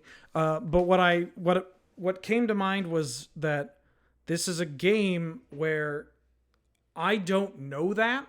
It doesn't relay that to me. Yeah. But also, I believe that there's enough variance in this game and in this, like, in the patterns of the encounters and what you get, that I can't make the same claim that I could for, say, a Dark Souls game, where if I ram my head against the wall enough, I literally know what it will do based on my physical, like, distance from it. But like the percentage chance for it, it'll do this instead, is so low comparatively. So like, what do you do? Every single fight in this game follows a pattern. Okay. And it's not to say that they will always do the same thing, but depending on a certain circumstance, there's a high probability that something will always happen. So if you kill the healer first, guaranteed the big guy will enrage. Okay. That will always happen. Yeah. Now, when either of them have damage, there's a very high chance that the healer will not attack or buff and will heal instead. Okay. Which is something that you can use to your advantage. The warrior in front will go through a pattern of either hitting you, shielding both of you. I think the healer also buffs. So there's like 2 patterns. It's like little attack. There's an attack with a debuff and a shield. Those are the 3 things they do. Okay. And there's some variance inside of that, but the largest RNG in this game is your deck. Yeah. That's the single biggest thing. And a wonderful thing about this game, when you're thinking about progress, if you're dying repeatedly over and over, how you want to learn is probably understanding these fights and understanding which fights you can go hard, what order to do and stuff like that. But yeah, I would blow up dude on the left because you're a little light on block. I mean, I might be, depending on what I see, I might be able to blow. I can kill this with lesson learned. I mean, that might be valuable too. And then you could probably, you could probably kill big guy before it gets too scary. So like, I would like to start with vigilance first, as it like will vigilance, pay. empty mind, just to see what up. Yeah. That's fine. As I believe it will pay for vigilance pays for itself. Okay. I get to draw another card. And I can end with an empty fist, but I want to end with this. But I can empty fist the other thing. So I can 2 energy currently. Yeah. Yeah, so you can indignation. You need to indignation, hit, then lesson learned, and then empty fist. Yeah. So you need a little bit here. But you got it. You got it. Let's see.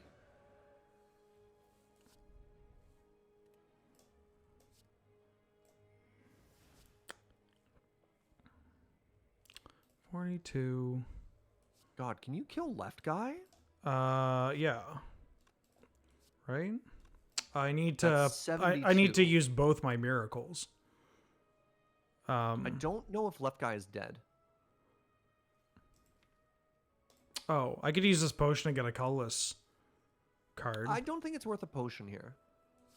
I'm very conservative with potions because again, I'd rather. Oh, there you go. It's dead. You just draw the strike. And I want to keep that to Wrath next turn too. Although I don't know if I'll need it. Do I take talk to the hand? It's fine. Over the strike? It's just like a better strike, right? Yeah. But it will save me some damage from the healer. Mm-hmm. Well, you're not going to take any damage this turn. Oh no, I take strike. You take strike? Because remember, when you use empty fist, you're only taking 8 damage, not 16. Right. Oh, but you don't have enough. No, you're right. Yeah, you're right. Take talk to the hand instead of strike, and because you're 1 energy short to also empty fist. So yeah. You're correct. Your line is correct. And you take 1 and draw an extra 3 cards. It'll be beautiful. Ooh, what if?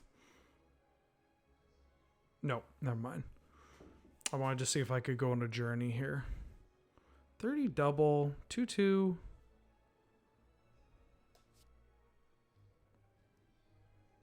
I think this is a very good turn.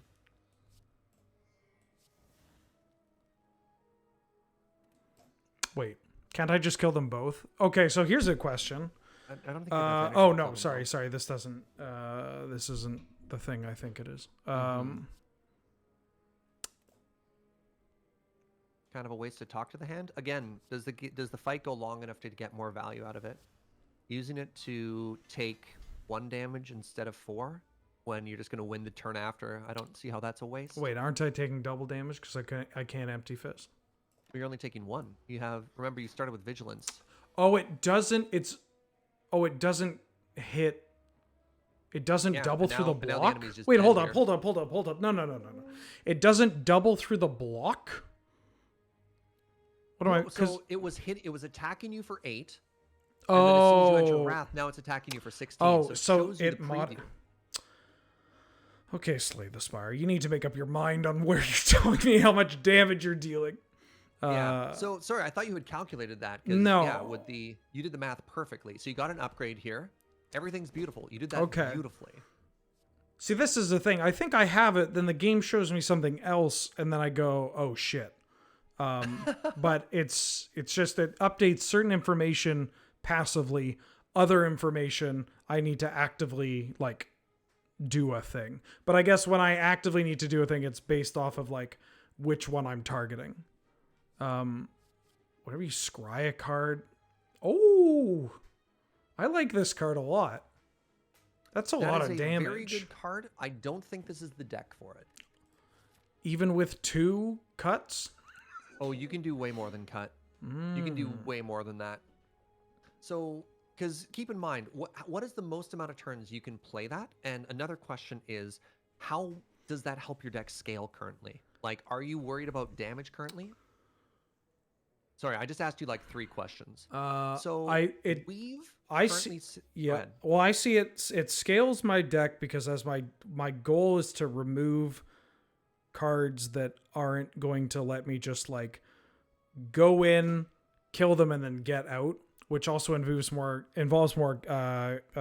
cut through fate, and presumably more scry.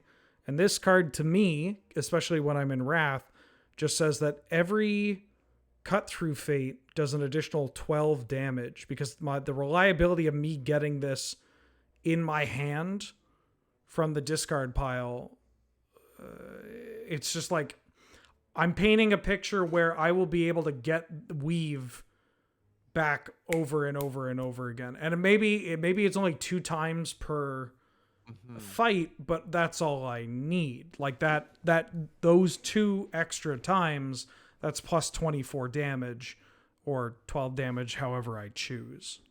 So your evaluation is absolutely spot on, but there's another card we haven't seen yet. Do you not understand the rarity of cards? Like, do you see how that one is blue, so that's an uncommon, and there's a common, and there's rare that has the gold border? This is rare? No, I'm sorry. So there, go to your deck. I know. Oh, yes, the gold, like this gold border. Yeah, I understand. So that's a rare card. Yeah. And the bosses only offer rare cards, and the chances of getting a rare card offered to you in an act, I think you normally get maybe 1 upwards, maybe a couple more if you're really lucky per act. Uncommons are the one with the blue border. So Wheel Kick, Meditate, and Indignation are the uncommons, examples of uncommons you have. So there's a common in the Watcher pool that every time you change stance, it gets returned to your hand. Oh. We just haven't seen it? That's what we're waiting for. That's the one that's going to complete the deck. So the exact same evaluation you did, there's a Scry deck and there's a Stance Dance deck, and we're hoping to hit the other one. Okay. Now, not to say that Weave is bad, but there's a couple other things that we haven't taken for the Weave deck, and I don't know if we want to go into the Weave deck. There's a power that lets you Scry, and there's a block card that lets you Scry. And we haven't really taken those yet, and I don't think we're hurting for damage. But you can take it if you want to, play around with it. I think our deck could do without it, and we want to keep it pretty lean, this particular deck. Okay, well, if there's a version of this that I'm going to want to pick, I would rather have that than have this, and I also don't think I need it. I don't need extra, like, we're already killing everything. Yeah, like, I don't want to talk you out of cards you're excited to play, because your evaluation is absolutely spot on. Well, it's not so much excited as like, well, I like this style of card, and we can justify the scry because it's going to be a part of our game plan, even though we're not dedicated to scry. But if there's a version of this that we will end up adding, I would only want one of these. And so I would rather have that one than this one. Trust me. You can play another version of the deck that has like 4. It's beautiful. Yeah, it's messed up. I'll take multiple. Like if I was a scry deck, I would take as many of the, a whole bunch of them, right? Yeah. But I don't feel like I need to mix and match. I'm just gonna skip. I feel like my deck's strong enough as is. Hey, we got another upgrade. Or I mean, this is a point where you could recall. No, we'll do that. That's next. Do you want to fight the heart or no? Let's do that next week. All right, yeah, just grab any upgrade. I like Cut Through Fate. This card's very good. There's a lot of words on it. There's a lot of words on that card. All right, our first Act 2 elite. Who do we get? Oh, I fought the Slavers. This is an extremely dangerous fight. Now, We have 3 people here, and they each have a different thing. And people have various different levels of kill order.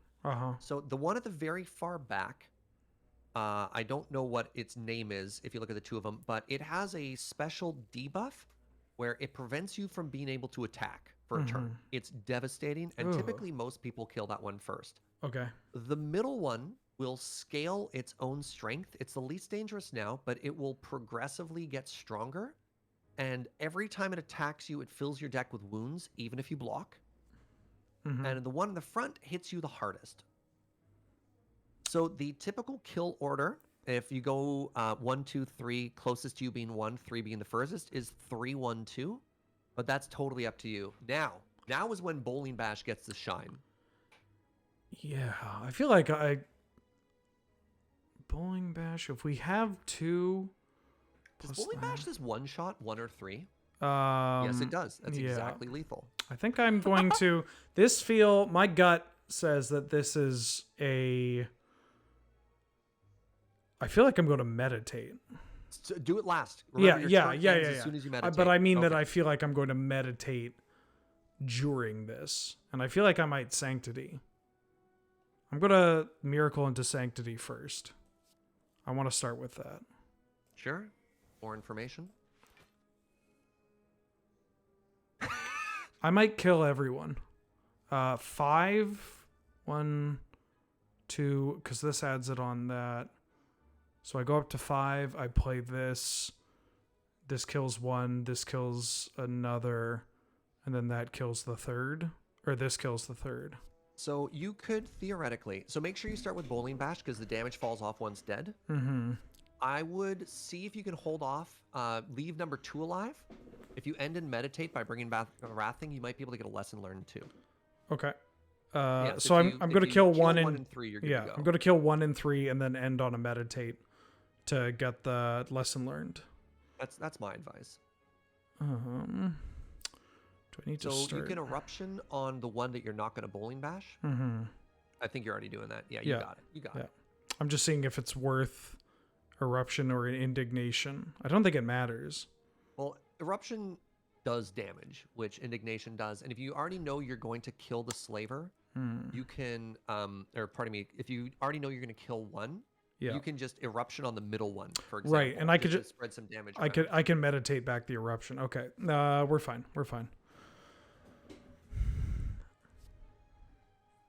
This is why we take Bowling Bash. That's 99 damage. That's a lot. I'm get to use 1 miracle here. I am drawing a card.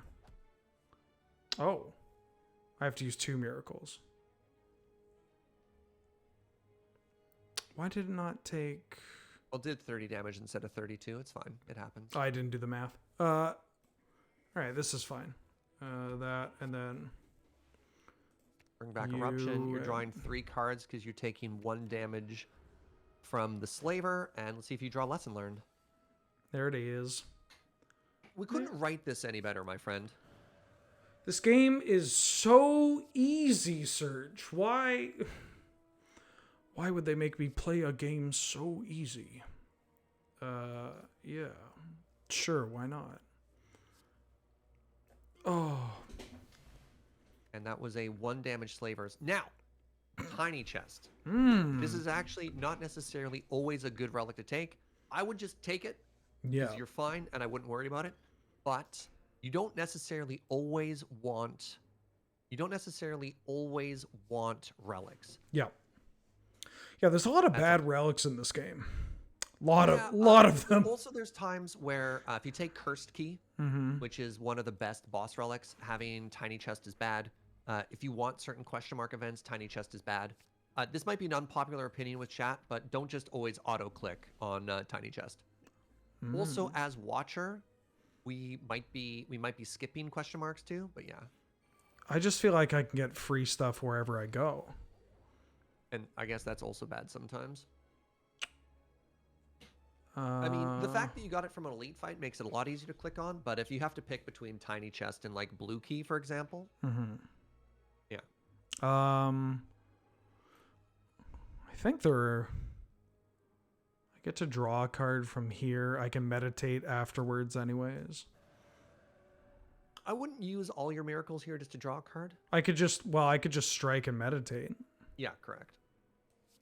Does this have barricade?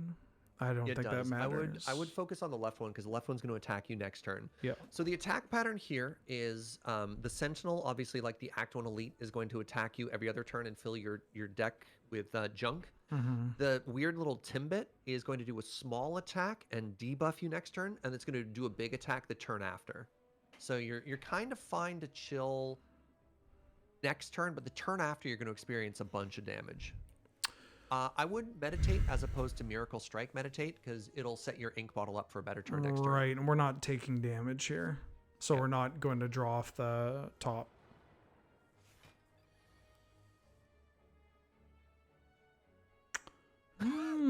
There's like Indignation Wheel Kick just like one-shots the Timbit like Ian in the Hornhole, right? Bowling ball. I think this is what they call a strike. Yep. I have 8 cards. Do I need to set up a lesson learned? You can try. I mean, worst case scenario, if you make space in your hand by eating miracles and wheel kick, if you draw it, you got it, and if not, whatever. We got scissors. I think I can do this. Oh yeah, I can definitely do this. What am I talking about? This deck's busted. It'll need a double tap anyway, so I'm going to do this. There it is. Yeah. Oh, I should use... Yeah, Bowling Bash on the right.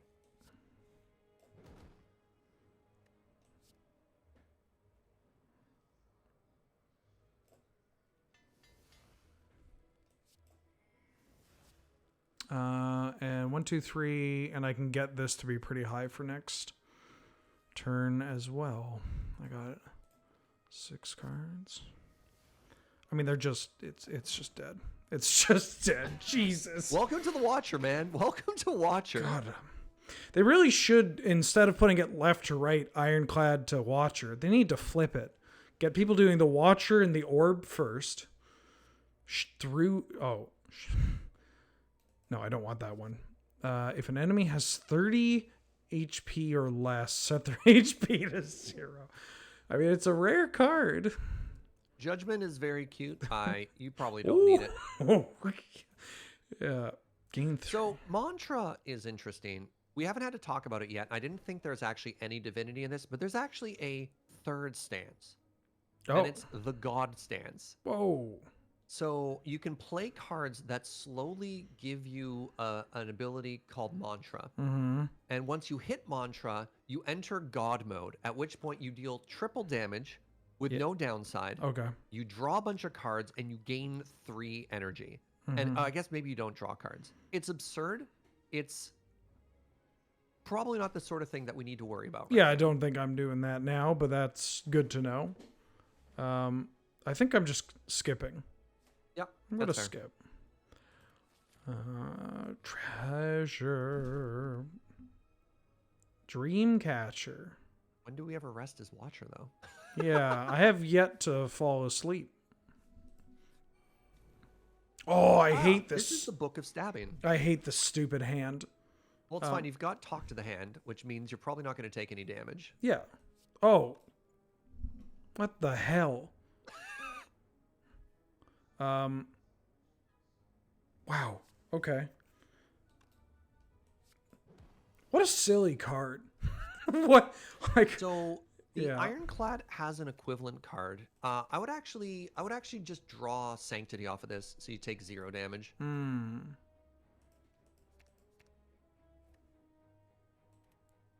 I like popping those.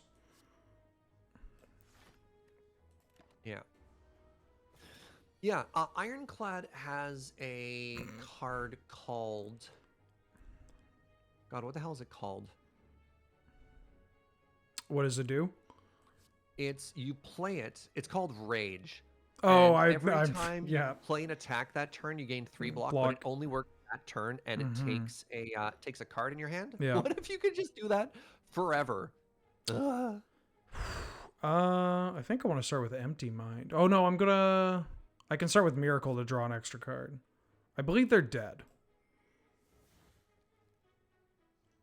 Yeah. We might get hit here. What's your line? Talk me through your process here. So we have 5 cards left. One Yep. of them is going to be Eruption, and one of them is also just Cut Through Fate. So the chance of us drawing into this card is extremely in our favor off this Empty Mind. And then we can Indignation, Empty Fist, Eruption, let's see. We're at 6. So 1, 2, 3, 4, 5, and then 6 or 6. So it might be slightly more damage if you go Eruption Indignation, because if you're not using Wrath for bonus damage, you can just give it vulnerable and everything else does 50% more, if that makes sense. Yes. So Eruption, Empty Fist, then Indignation. Well, I would do Eruption Indignation, because then you apply 3 vulnerable to it, because you're not stance dancing. The only time I would do Eruption, Empty Fist, and Indignation is if you're entering Calm in between. Otherwise, you're just using an energy to enter Wrath twice without giving yourself any advantage, right? Well, it lets us Empty Fist. It lets Empty Fist do the damage, like the Wrath damage twice, right? Because then we can't double Empty Fist. Oh, and just to count, is that lethal? 50%. So 50% more if they're I asked you about, or we were going to talk about this. So how does the vulnerable stack with double damage? So okay. So Empty Fist right now does 15 damage. Mm-hmm. If you have vulnerable, it does 50% more, so 22 or 23 or however it rounds. Yep. If you're in Wrath, it does 30 damage, and if it has vulnerable, then it's 45. Okay.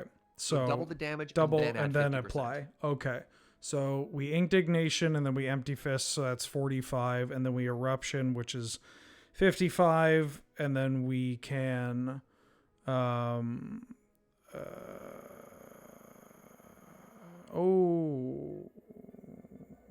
Yeah, maybe I should block here. So I think just like making it vulnerable, hitting it a couple times, and then defending is probably the best turn we have.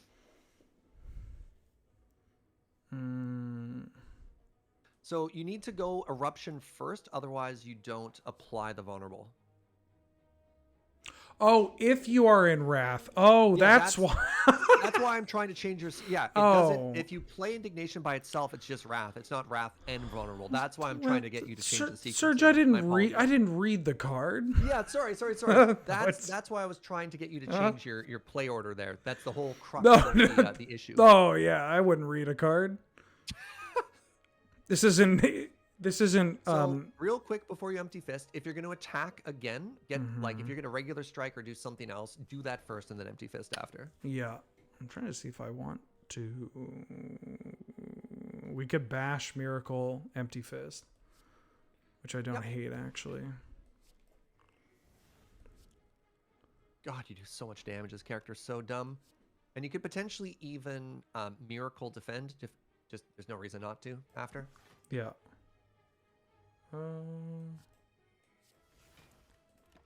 God, I can't believe he took 7 damage in Act 2. That felt pretty good. I may as well concede the run. It's over. That felt like a line where, maybe I wanted to do this first to try and get my. I don't think you're hitting lesson. Get my lesson learned. Just to get out of this fight. This is a pretty scary fight.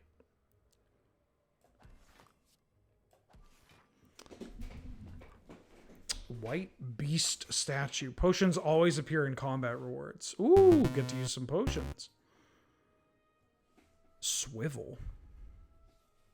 I don't think I want any of these.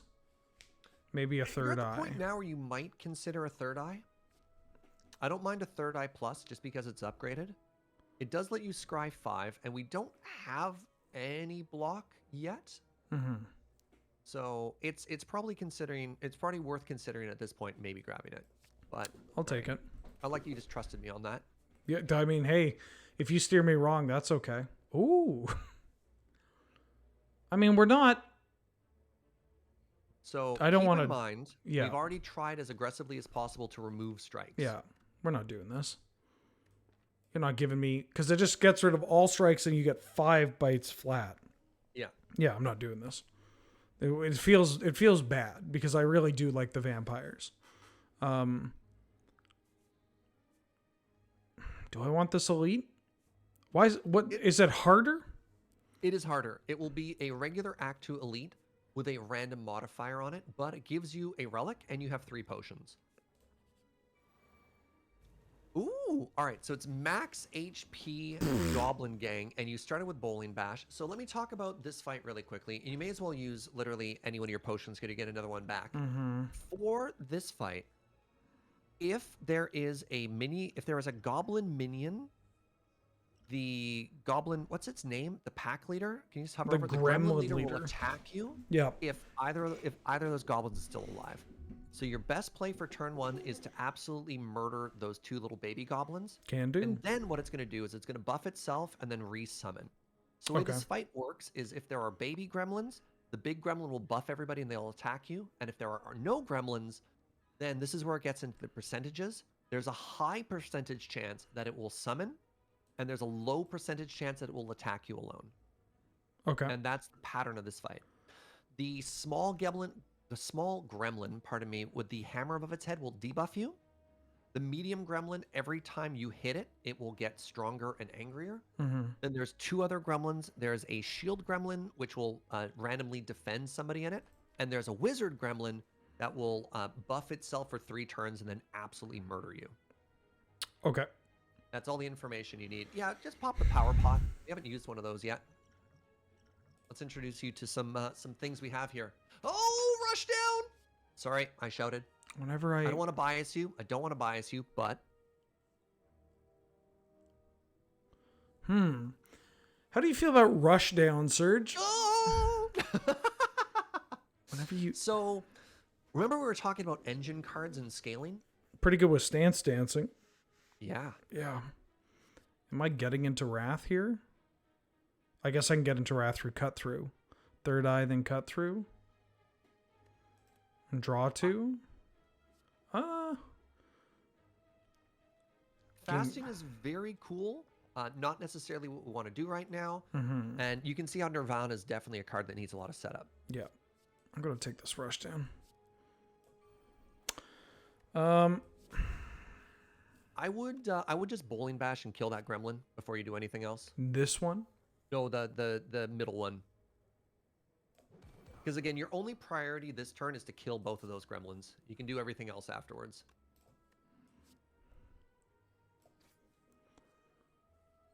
Ooh. If I may. Yep. Oh. You probably wanted to keep that strike, so you could use it to kill the little gremlin. There's a little skull by the baby gremlin, which means it's a minion.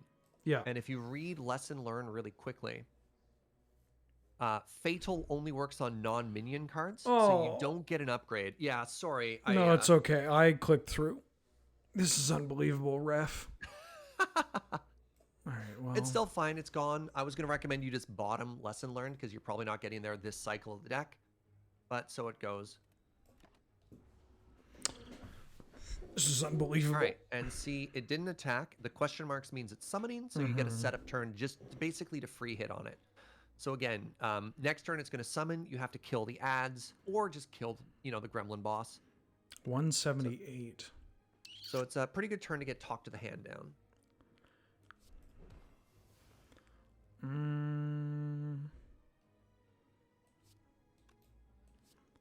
I have 8 cards, and we're not getting hit next turn no matter what.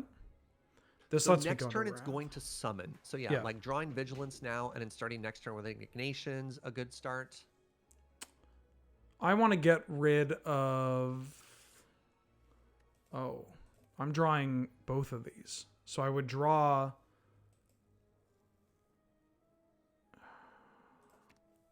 Yes. The other thing you could do is, yeah, just draw and play Indignation. So you start next turn in Wrath. Yeah. I think that's what I'm doing. I mean, I lose out on the card draw, but I can weave. I can get back in there. And then this lets me also get a card draw from Ink Bottle. Yeah, start a next turn. Yeah. 160. Ooh. So at the very least, the minions are dead. Oh, so the one on the left, that's the wizard. So the wizard is going to spend 2 to 3 turns buffing itself, and then it's going to murder everybody. Nice. If I did this, it gives everybody vulnerable. I could kill the 2.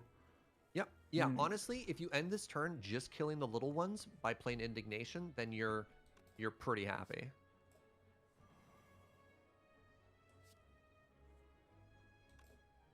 $21. It's going to kill either. Yeah. You.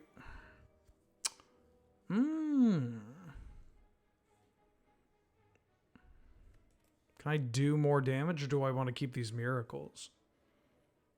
I mean, you're in a Wrath turn, so like drawing Bowling Bash, hitting the leader with Bowling Bash, and then just like Miracle Strike killing the wizard is fine. Yeah, I kind of want to use this Bowling Bash while I can. I mean, what was that? 66 damage is nothing to shrug at. God, this character's so dumb. That's a good amount of damage.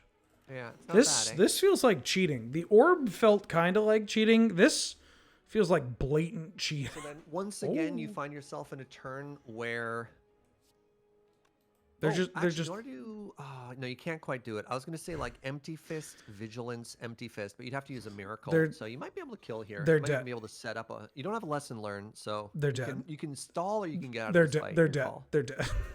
Yeah. I'm just gonna kill them.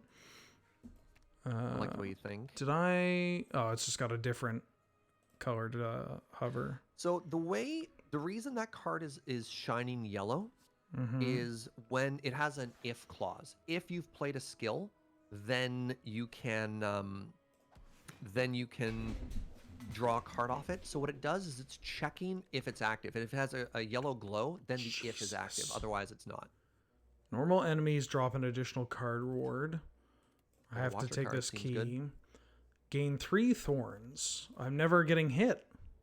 Crescendo. Wait, retain Interraft. That's not the card I thought it was. I don't want any of these.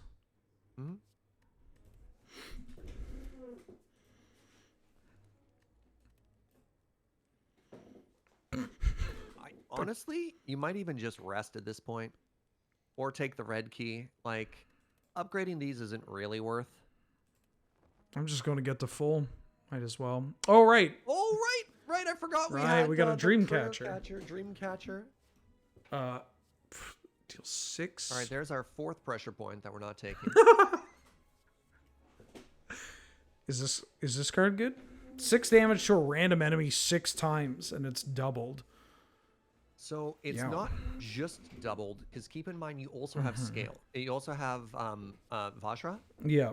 Oh. So that's 42 damage or 82 damage. The question, of course, though, is do you need 1 card to hit that hard? Wait, 42. Yeah, 7 times 6. No, but it's dealing 12 damage if we're in Wrath. Sorry, that's not including Wrath. It's 42 or 84. Yeah. But again, I honestly I don't think think I don't you I don't hitting need it hard enough, right? Yeah, I don't need it. Okay. Hey. Hey, it's Book of Stabbing again. I could get some block going here.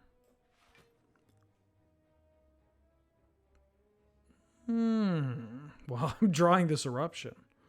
So a cool thing you can do, because you have Meditate in hand, you can set up your next turn by scrying everything into the graveyard.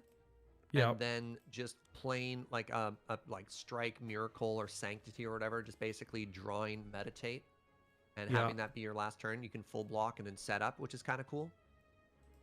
So I could just meditate as my last card this turn? Yeah. So like Meditate, sorry, if you do Sanctity and then Meditate after that, you full block and you can basically have your pick of any of these cards for next turn, which is kind of cool. Yeah. I like that. We do draw an extra card off the ink bottle. That's a little unfortunate. Yeah. There was an Also, eruption. worth Right? mentioning Yeah. before we end our turn, use your Thorns potion. Oh, right, This because is a this fight does that a really multiple likes attack. thorns. Yeah. You don't really need it, but you may as well use one, and that's probably the potion that's least good for We're- this character. We're getting it anyways. Yeah. I want an empty fist. There's that talk to the hand again. I don't think they're dead. This character. We get 2. Wait, maybe they are dead. Hold up. Yeah, you get 2 more energy when 4, you erupt 5, as well. 6, 7. 1, 2, 3. Oh, this is the random order, right? Nope, it's always left to Oh. right. So when you... Oh, that's the random order, correct. Yes. Okay. Sorry, if you scry it, it shows you the correct order, and it's random otherwise. Yes. I mean, I can just empty fist out, and I'm going to get a bunch of block anyways, so why not? Yep. I do always like YOLO for the Watcher, right? Yeah. Might as You have well. 5 energy. How much damage is Indignation Wheel Kick lesson learned out of curiosity?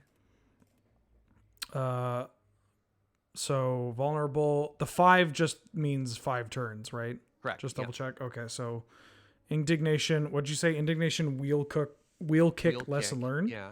So Wheel Kick is plus 50% damage. How much is that? It won't let me hover over wheel kick right now. I think that's 42 damage from Wheel Kick. So that's 60...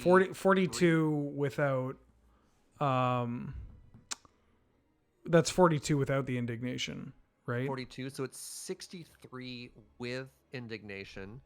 And then lesson learned would be 42. All right, that's not enough. That's not enough.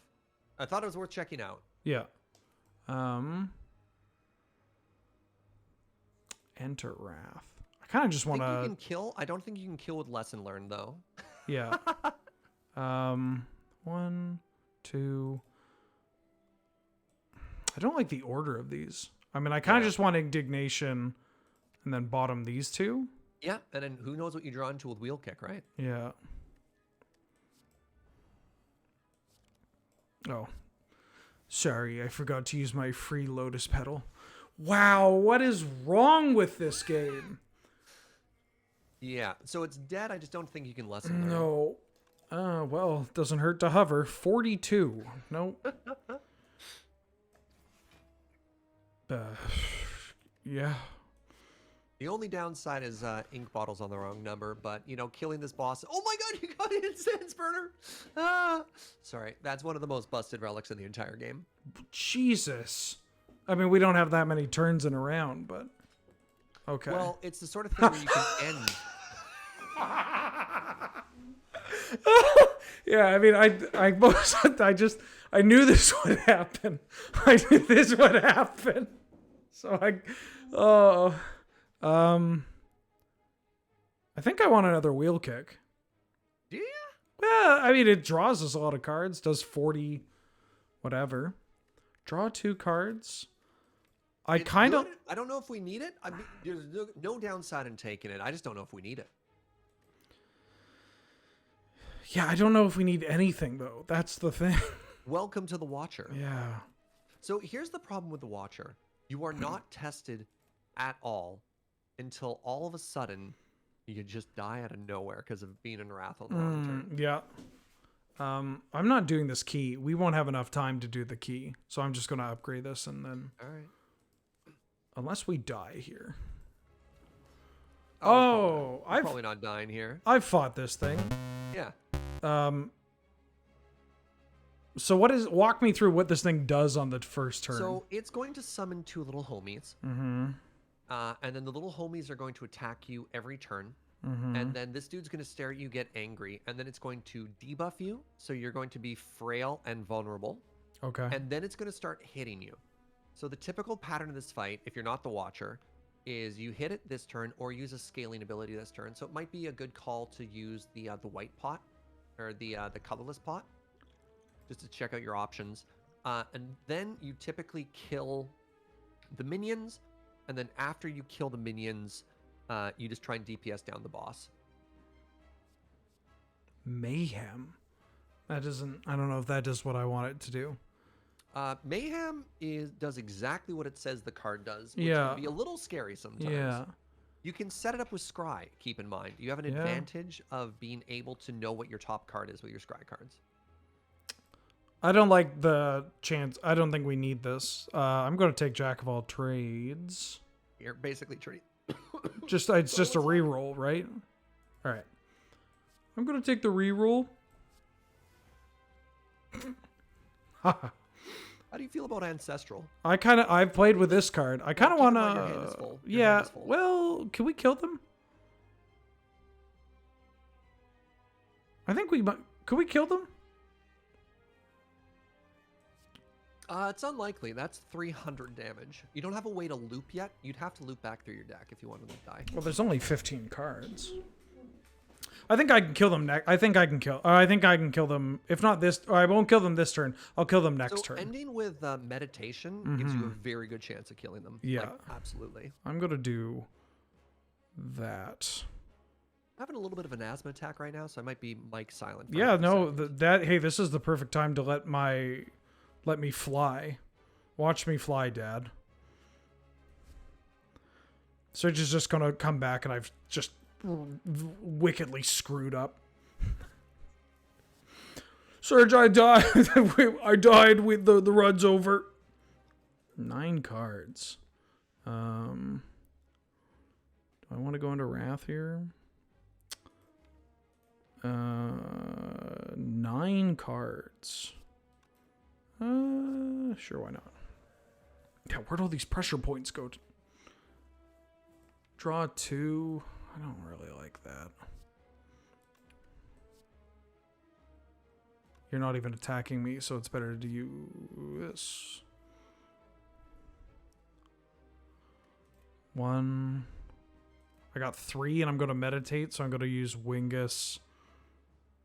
I guess I can mark it with that. Wingus, Dingus, and then Dangus. Oh, but I'm going to draw the strike, so I think I just want to keep it like that.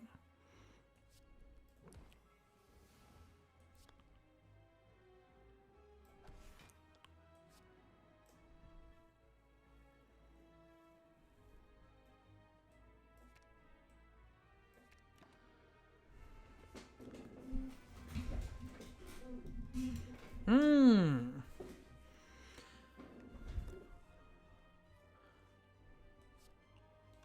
$180, huh? Using all my miracle, but this is going to get me out of calm, which gives me +2. So I like doing that.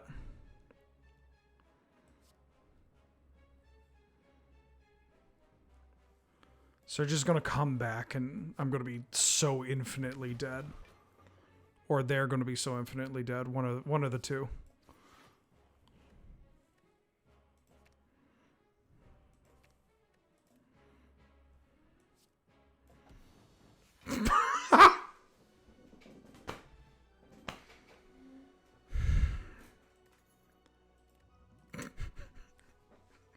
I mean, I don't know. I don't fucking know. Look, it's not my fault. It's not my fault. God. Hey, what's up, buddy? Hey, how's it going? Good. Killed the boss. So do you know that I have one asthma attack a year, and No. it chose today?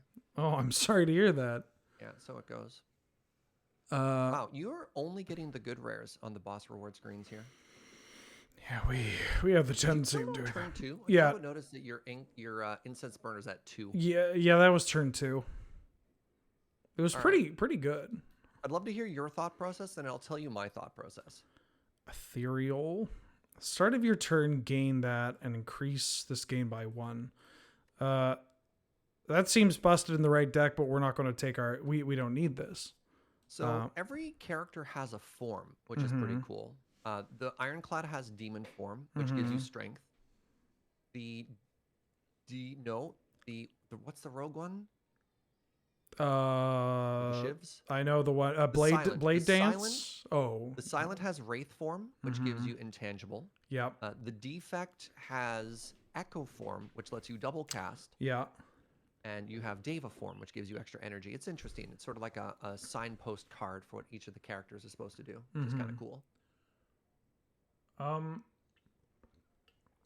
But again, I agree with can't. your evaluation. Yeah. Yes. I can't help but read that it costs 3 and says start of your turn. I kind of like this upgraded.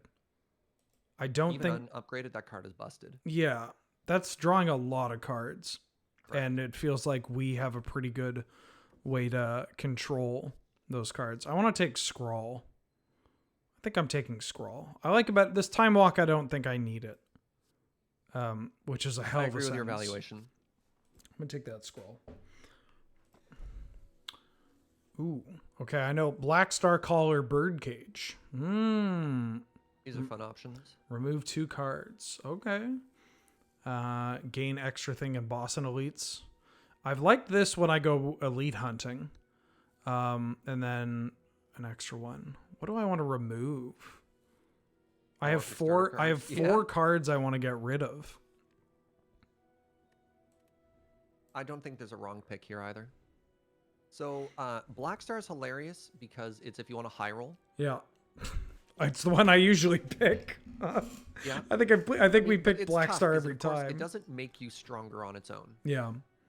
Feels unnecessary. Collar is very safe, and Birdcage is very elegant. Yeah, I'm taking that There's cage. the high roll pick, the safe pick, and the elegant pick. Oh, we're all about what was the word you used? We're all about that.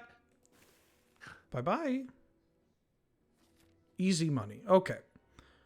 Oh, is this this is the time wizard. Yeah. So here's a fun, we'll wait till we get to the boss, but I have a very fun theory, a very fun flavor theory for the Time Eater. Time Eater's not that, we don't have to worry about Time Eater. Okay. There's one. I want a shop. I'm glad we didn't take Black Star, because take a look at the elite paths we have. They're bad. Yeah, best case scenario, you could only get 2. So the next best thing we could do here is try and hit 2 shops, possibly 3 shops with all the money that we have. Mm-hmm. So there's a path that lets us hit multiple shops and multiple elites, and I'm kind of favored and inclined towards that. Yeah, I want to do that. And I can do that.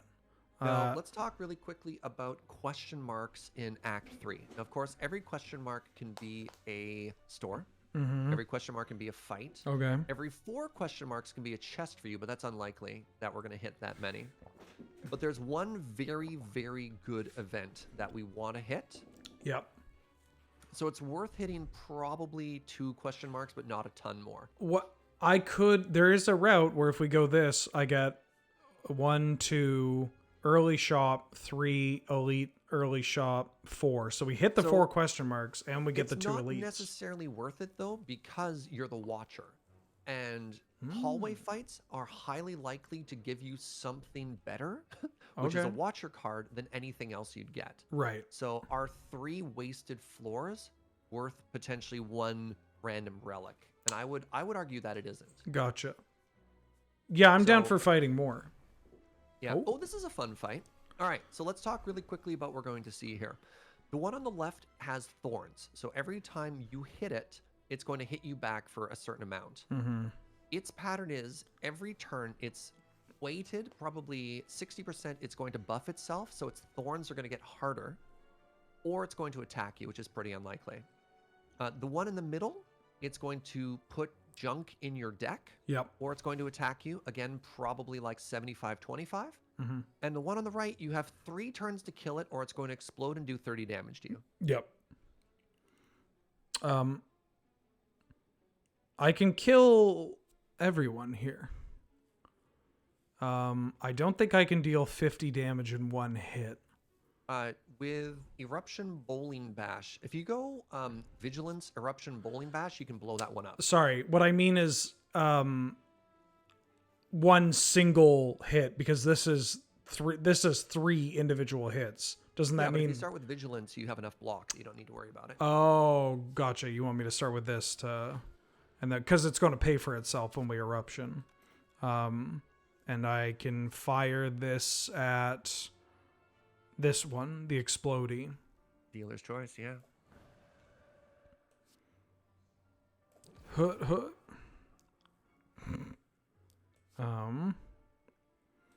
Wow.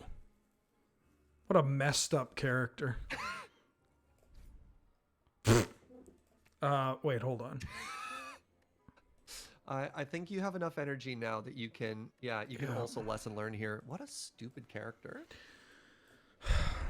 This feels like one that gets. So you can also just throw away a potion. Maybe just use the fire pot up at the top. Because you're gonna get something. You can just upgrade it, right? Yeah, and I can miracle.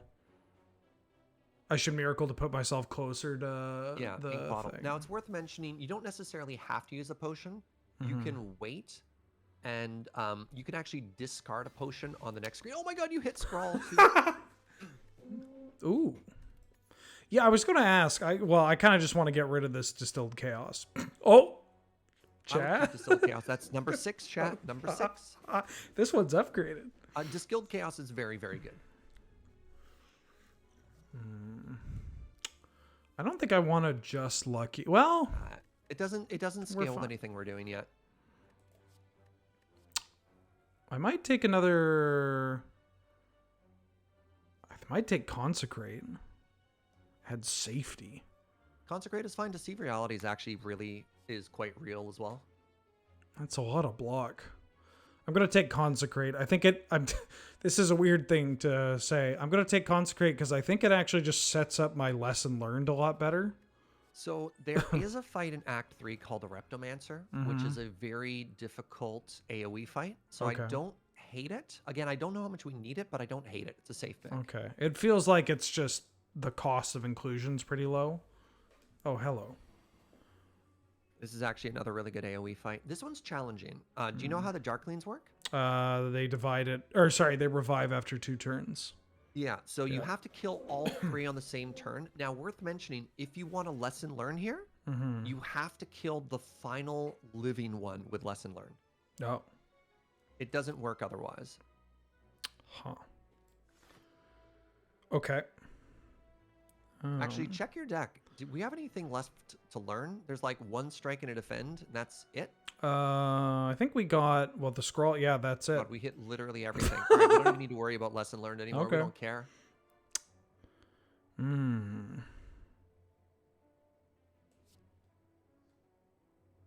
What a deck. What a character. It feels pretty strong. If I get my wrath.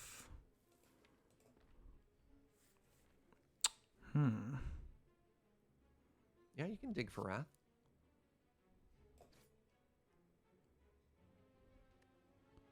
I guess I don't need it this one. I could kill one of these and then I could kill the other 2 Probably next turn. next turn, yeah. So I think I'll do that. I'll kill the one that's trying to kill me. That's fair. You know, look, it started it, right? Yeah. Or, well, I have 2. I don't have to kill this one. I don't have to kill... That's true. Yeah, you could kill literally anyone you want. Pick your poison, right? I don't like the way this one's looking at me. Indignation. You could actually end this turn in wrath if you want. Yeah. I like the way you think. Yeah. You're right ahead of me. Oh, yeah. I mean, they're not attacking me. What is 12? Come on. I was like, sorry. Their attack pattern is after they shield, they are absolutely attacking you. Does it matter? Does any of this matter? I guess kind of. 2, 5.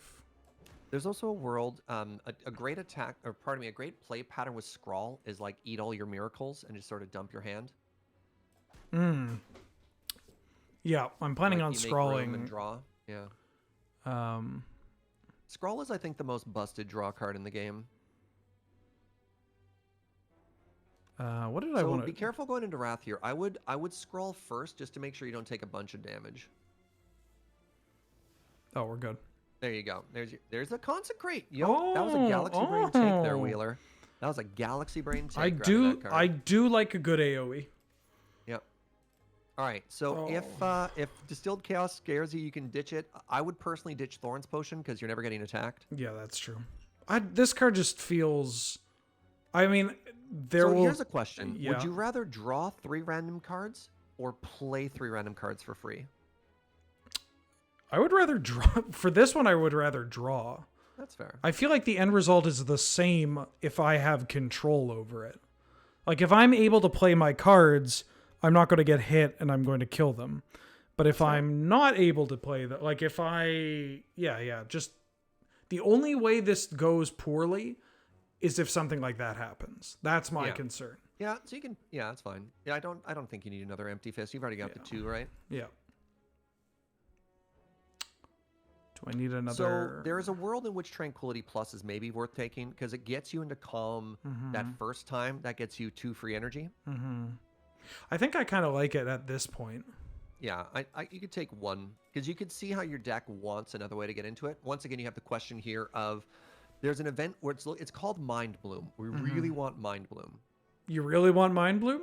I really want Mind Bloom. Okay, here you go. Is this the Blessed Seed? No. All right, this one kind of sucks. Go ahead and, read it and tell me what you think. Oh, well, this is I always add 3, but you can, this just either lets us add a card or we skip, right? Yeah, like you can skip on the 3 cards. here. So cards that are very good for us, we obviously Apotheosis is awful because our deck is fully upgraded. So let's see what we have to offer. And a cool thing you can do here is click on all 3 and then you can look at the option and you can hit skip and go back and check after. Yeah. Okay, I wasn't sure if you knew that interaction or not. Apotheosis. Oh my god, Ooh, it's so good. Panache. Yeah, Panache is probably really good for us, but we can keep going. And we could actually upgrade these cards with Lesson Learned. Oh my god, what are your freaking chances here? Are you kidding me? Really? Okay. Jesus, man. This isn't fair. I think I like Panache given... Yeah, take Panache. Given... Sorry. There was possibly a take in the first one. There was another card that was really good, but we've missed the option there. Oh, which one? The one on the left. It's draw 2, put 1 back. Oh. Yeah, that card's actually totally legit. I think we just card remove here. Yeah. I'm never blocking. Yeah. I don't think we need to. We can save money for another shop later on, right? Yeah, it's coming up pretty quickly too. All right. Mind Bloom. Mind Bloom? Duplicate. Yeah. All right. I have questions what you would pick here. I know what I would pick.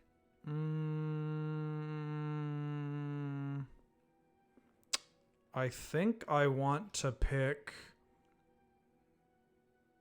Master of Strategy or Scrawl or Consecrate. I think I want Master of Strategy. I would take Talk to the Hand. Oh, okay.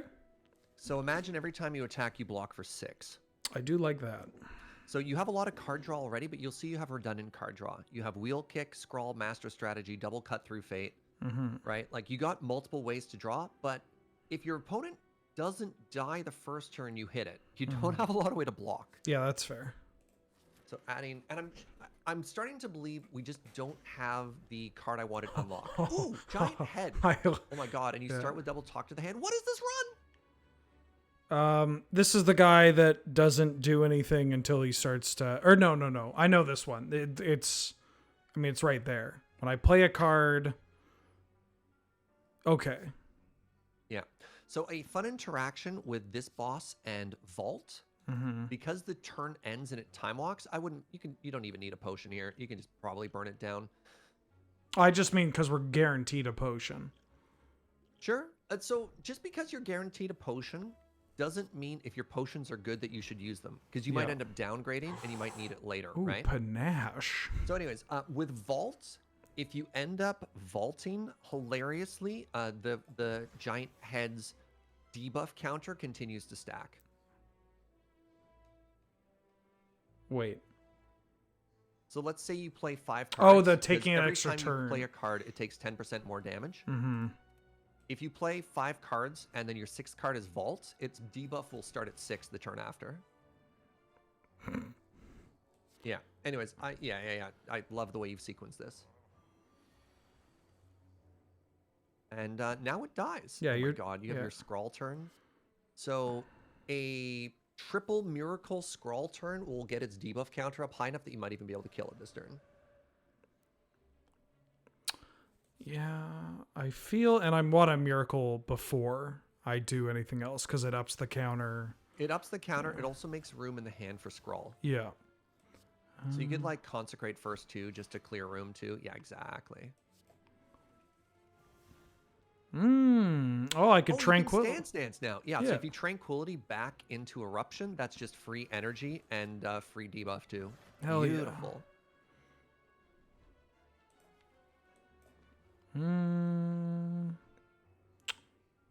Wait, what was in there? So you don't have another way into Wrath. No. I think I'm You just might be gonna able to cut through Fate into another way back into Wrath, which would be hilarious. Oh, if I do, well, I could third eye dump everything and then cut through Fate.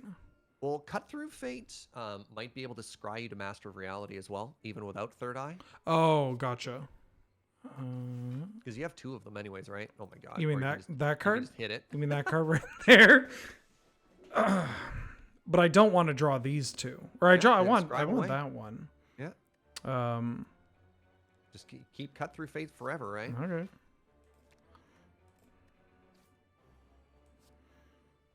I want to cut through Fate before I master. So if you scry an empty deck, it's empty. So that's why you didn't get the scry there. Oh, it doesn't shuffle before the scry. Correct. But this lets me. I mean, I guess I get more. I can vigilance You can, into like vigilance, empty fist, master strat. You have so many lines now. Just have fun. Play yeah, around. I'm gonna kill this stupid head. Ooh, if you indignation, it gets even closer to death. All right, so hover over with a card now. Take a look at your damage boost. Okay. Oh, 77 damage. Okay. Oh, 70. Okay. Wow. This just empty fist. Do I want a vigilance at the end for the thing? I mean,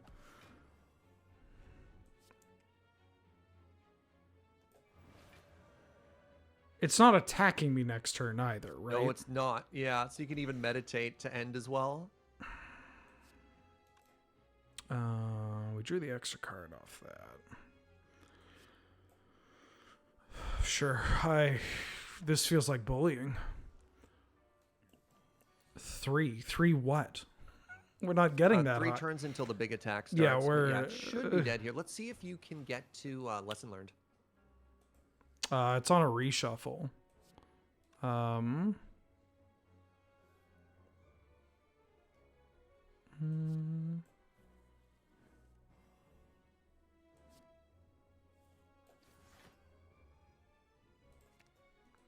Yeah, I'll go for it. I don't think it's killing it. Ooh. All right, maybe just pass with vigilance up and then get it next turn.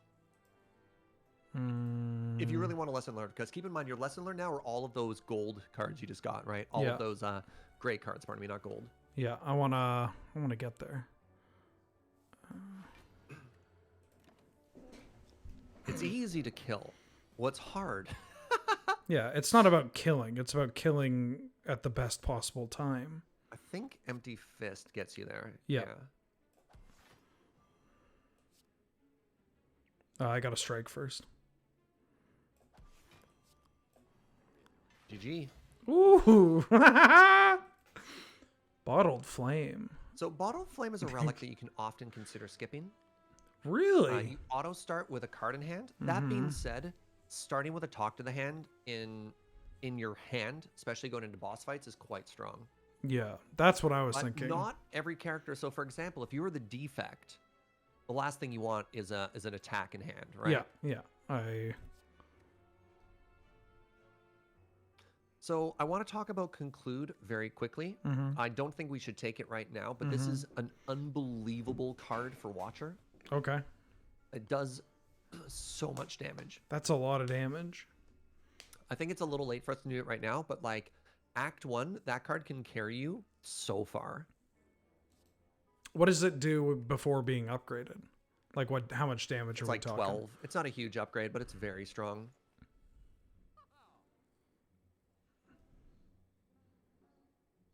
So there you go. Oh my god. These are some very interesting cards. I think Flash of Steel is worth taking for our deck. It's just free real estate. Yeah, I mean, we are going against Time Eater, and we don't quite scale off of it. So Yeah. it's like maybe a little tricky, but that's a very strong card, specifically because we have Ink Bottle, and of course, like, free attacks are good. Also, with the double talk to the hand.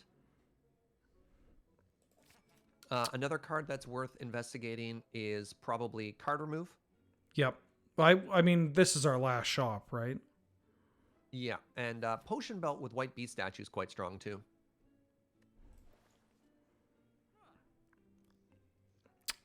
I think we can't do all three. No, top is not worth taking. I don't think this is the top play. There you go. You've removed every single one of your starting cards. Hey, GG. mission accomplished. That should be a Chivo.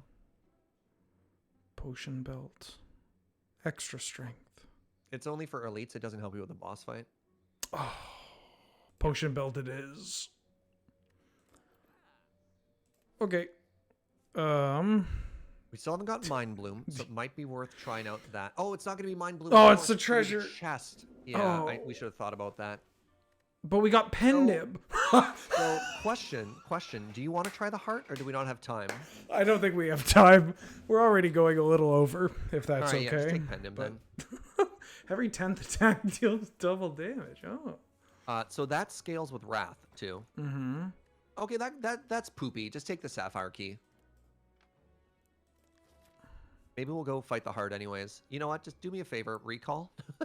Okay. All right, now we have the option to fight the heart if we want to. We don't have to, but we can. Oh, we will. Provided we make it through this fight. Oh. So this is the Nemesis. Yep. Nemesis is going to alternate turns being intangible, Mm-hmm. and it's slowly going to fill your deck with fire. Okay.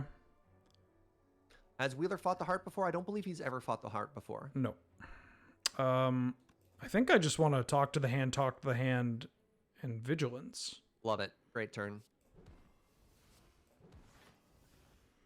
So a thing to think about is you're not going to be able to attack next turn, so make sure you're sequencing your plays with the understanding that you need to attack and block. And this is where things like Retain is very powerful, is making sure that you know which turns to not be in Wrath, for example. Yeah. We're going to take a little bit of damage here. That's okay. That's fine. I've always wanted to try it. So it doesn't take any damage. It will take 1 damage instead. Okay. So that means we do still get 6 block. Yep. Right? Yep. Oh. Wow. That feels kind of busted. Kind of really busted. So we can try and scry into some stuff. Like, attacks that don't draw us into block cards aren't great here. Mm-hmm. And wait, do we have block cards? We do. Well, a couple. But our attack cards are also block cards. Like, we can whiff this attack. Yeah, and I mean, something else we can do as well is we can erupt for 6 block and 2 energy, and just end with meditate as a way to get out of taking 90. You know? That's what I was thinking. Just as long as that's the last thing we play. That is the important thing. Ooh. So I think we can get rid of everything but Sanctity here, right?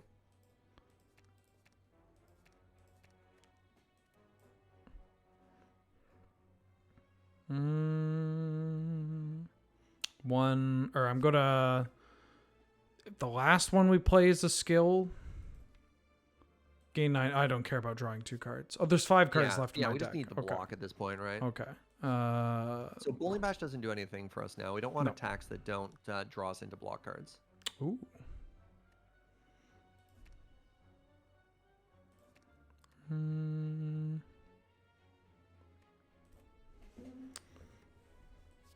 So we're at 27 block now.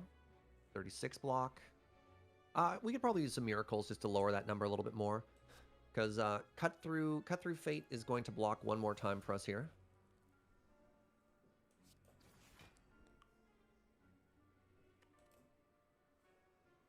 When did this get to 9? Oh, because of the double damage. Oh, yeah, we're And fine. once you go back into meditate, it's going to be 45. Yeah. So, like, if you miracle again, you take nothing, or you can just take 3. Taking 3 is probably fine.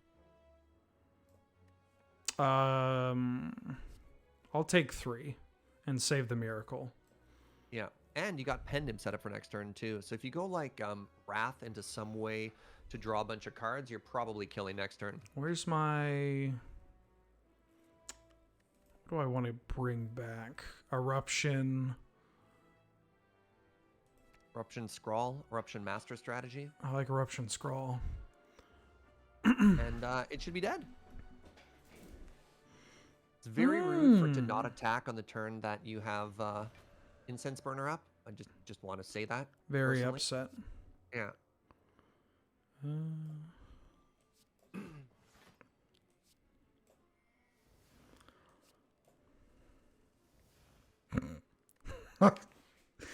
Oh, yeah. Any lesson learned here? Maybe not. 56. Oh wait. Right. Yeah, we have, can. You have. I think you heal it with wheel kick. Unfortunately, we do too much damage. Wait, 84? No, we can. Well, no. Keep in mind you have pen nib, so you have to calculate. Yeah, I guess if you pen nib or cut through fate, lesson learn, you're probably fine. Can't I just cut through fate lesson learn? I think you're going to be short because keep in mind the damage is going to drop afterwards, right?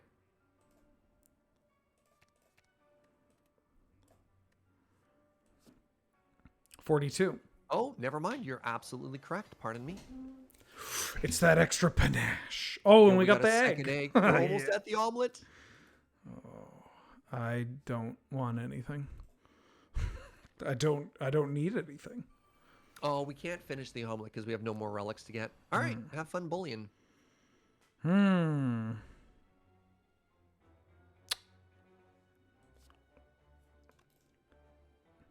So an interaction to understand here when playing the Watcher is you can see there's an artifact charge on the Timbit. Yep. Talk to the hand is a debuff, so an artifact charge will prevent it. Okay. I think I can kill Wingus and Dingus here pretty easily. Beware the thorns, but got it. I wonder, here's an interesting interaction. If you talk to the hands, the middle one, and then you consecrate, I wonder if the talk to the hand armor is going to apply before you take damage from thorns. I actually don't know. It did. It blocked it. Cool. I didn't know that. There we go. This is a stream where everyone learns. What do I want to do here? Can I just kill everyone here? This deals what? 14? Yeah, probably can kill everyone.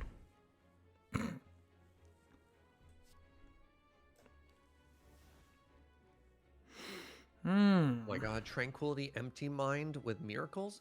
You have Panache, so Panache is going to trigger and kill the middle one. Yep. That's all calculated? Yeah. I was just hoping to double the panache. What level of Galaxy Brain are you on, my dude? I've discovered pretty early that a lot of this game is just eggs. Like the Watcher especially, but also just in general. There's a lot of eggs going on. Ooh.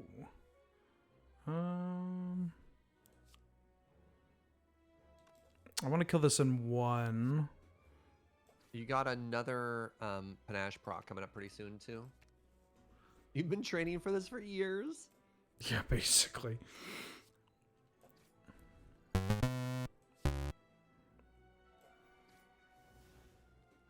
And then we get the lesson learned. We took the damage. I could have armored before doing that, but that's fine. I don't intend on Still taking... a heck of a turn, my friend. I don't think I need any of these. And... Amazing. All right. I would seriously consider a Deceive Reality or a Halt at this point. Okay. Just because of how scary The time. boss is going to be. The time Okay. meter is going to be.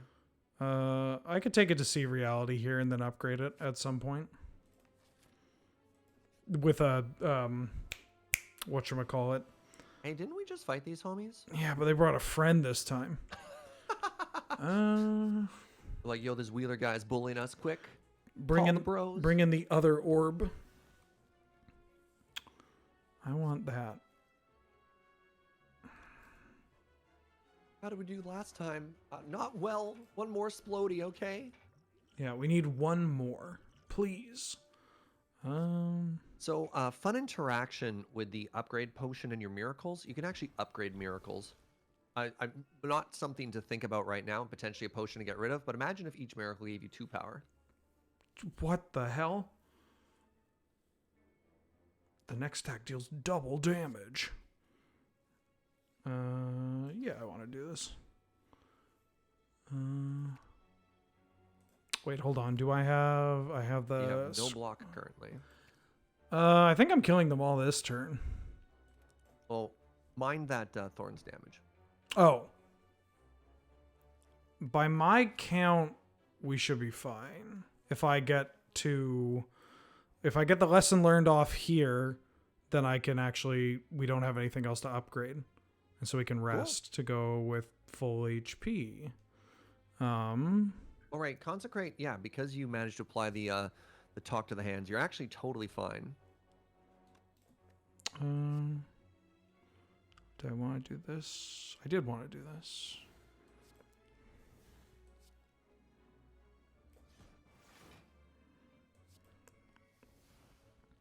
Kind of wish you had panache in play right now. Me too. I think, I mean, I could get it. And we'll be fine. Do I just want a lesson learned now? No. Yes. No. There There's it the is. panache. So I gotta play 5 cards. I think you're able to do that easily. Yeah, I can get out of this pretty quickly. How about can I do it without killing? One. What, lesson learn this one? Maybe you can lesson learn whatever. All right, you're No. obviously in control here. My reality. It's okay. We have another fight where we can do this. I gotta get out of this, so I can just do that. We get out of that. Then I can. I don't think it matters how I do this. Do that. We do that, and then. The style points. Do we need regen? Won't hurt. Time meter has a chance to hit us, so things to get rid of, probably attack potion.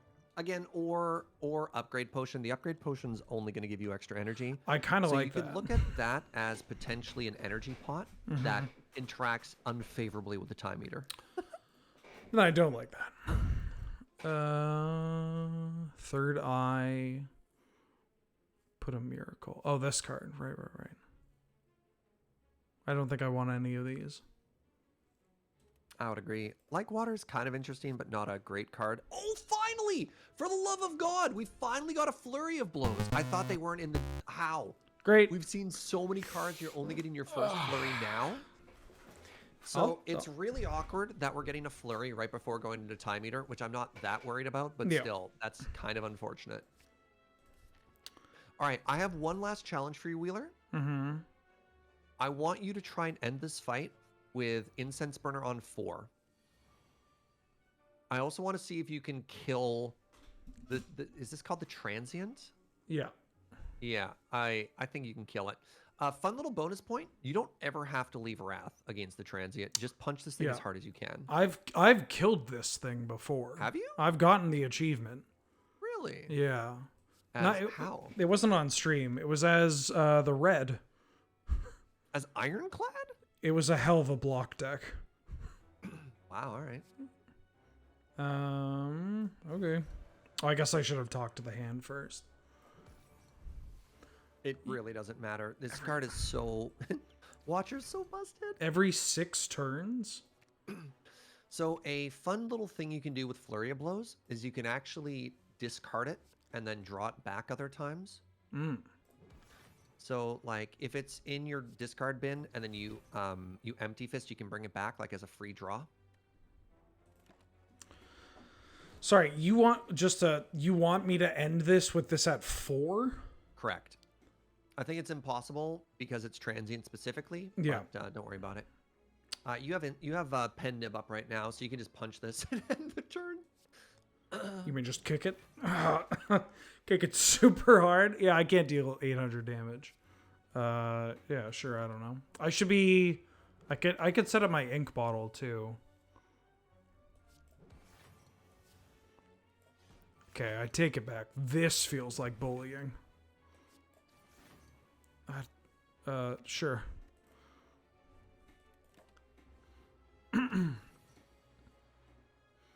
All right, now we have your incense burner turn. So you could even just pass. Yeah. Then I take 1. Draw 3 free cards. But you set me up. I take more damage this way. Don't I take more damage this way? Yeah, but I thought I was going to help you out with your turn for the ink bottle, trying to get to 9. Oh. Well, I guess it's okay. Just play a bunch of random stuff. Oh, never mind. Is it the last? Oh, for the ink bottle? But I don't necessarily want the draw on the first turn, right? The first turn is normally desirable because it gives you as much information for setting up as possible. Chat. Hey, another pressure point. You realized, oh my god, omniscience. Hey, how do you feel about Demonic Tutor? That sounds pretty good. What if Demonic Tutor played the card twice? That also sounds pretty good. Is this worth it? Yes. Okay. Fear. Ooh, vulnerable. You can finally get rid of that chaos potion if you don't like it. Yeah, I'm never gonna use it. I'm too much of a coward. Can we check something very quickly? Do we have a single power in our deck other than Panache? It's just Panache. That's really unusual. Where are you? Yeah, it's just Panache. Oh, I can upgrade. Oh, no, it's only if it's fatal. I can't even upgrade this this omniscience. Yeah. And now we rest, and then we go into it. No, this is I this could is Wheeler's upgrade. first time ever playing.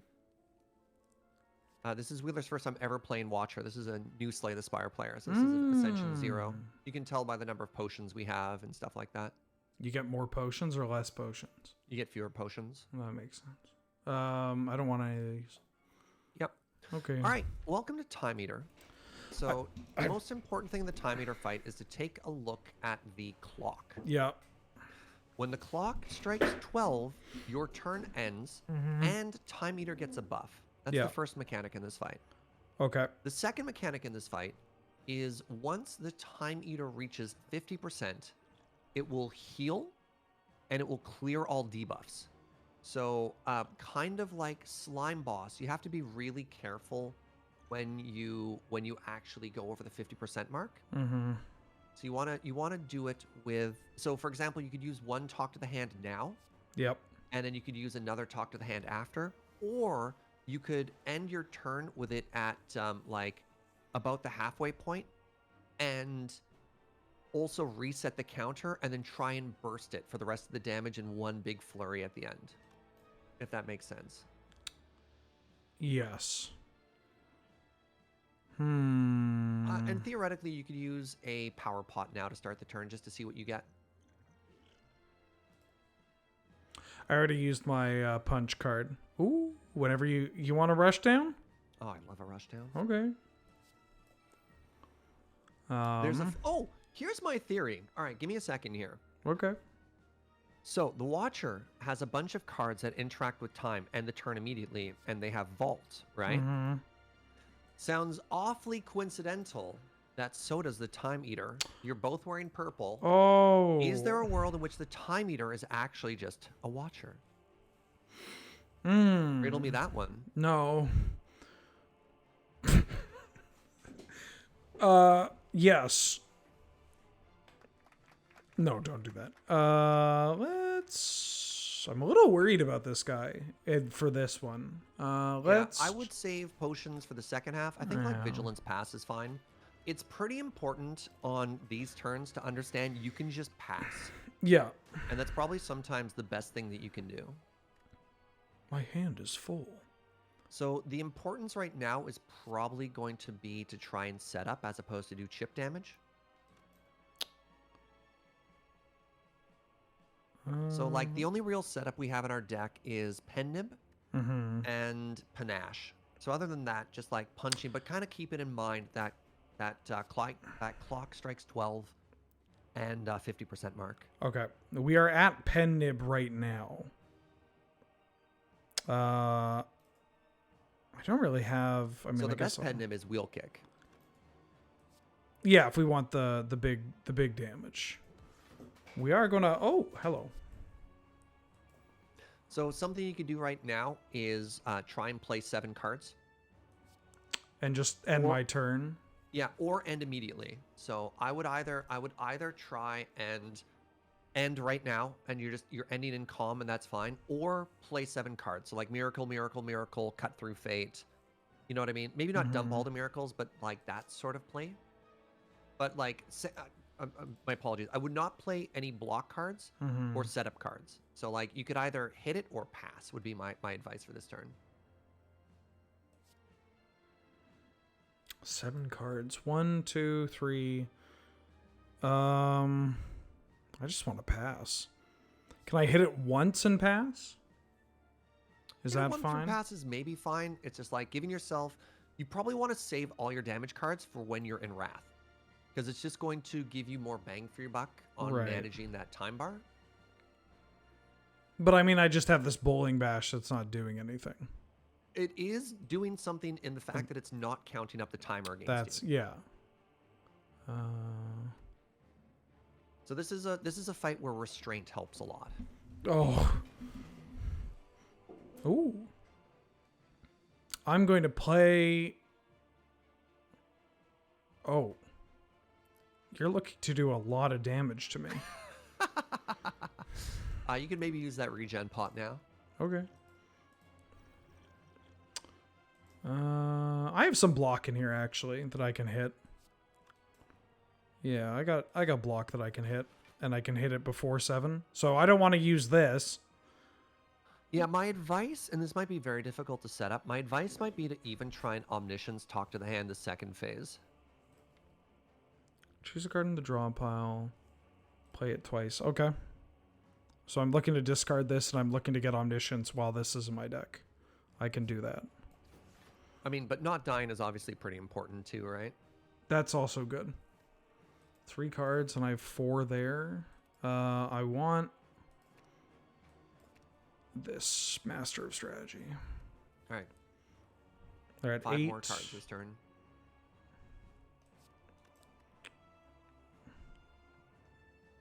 I could just scroll to get to these. 1, 2, 3, 1, 2, 3, 4, 5, 6, 7, 8, 9. I have 5 more cards. This goes to 8, draw 2. So I only need to play 1 more.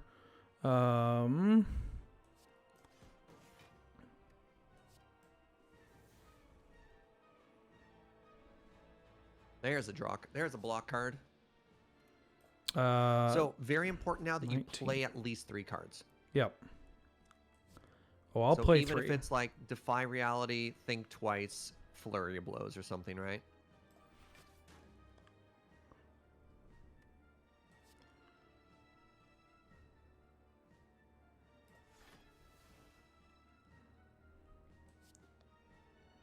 Not bad.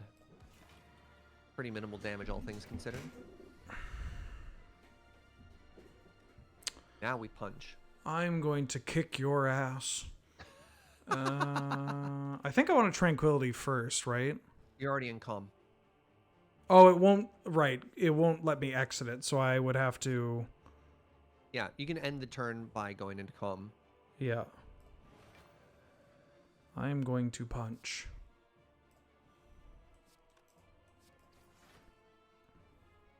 Nice. You can also end turn with empty body. A bunch of things you could do here.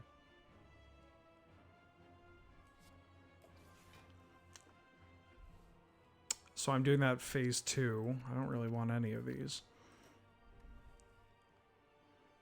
I don't think I'm using this lesson learned. 4. Do I want to end my turn on... So if you go into calm right now, you're only blocking for 9, and you're going to be taking a whole bunch of damage. So like tranquility, empty body lets you go a little bit further. Like you probably don't even mind to do a full 12 this turn, honestly.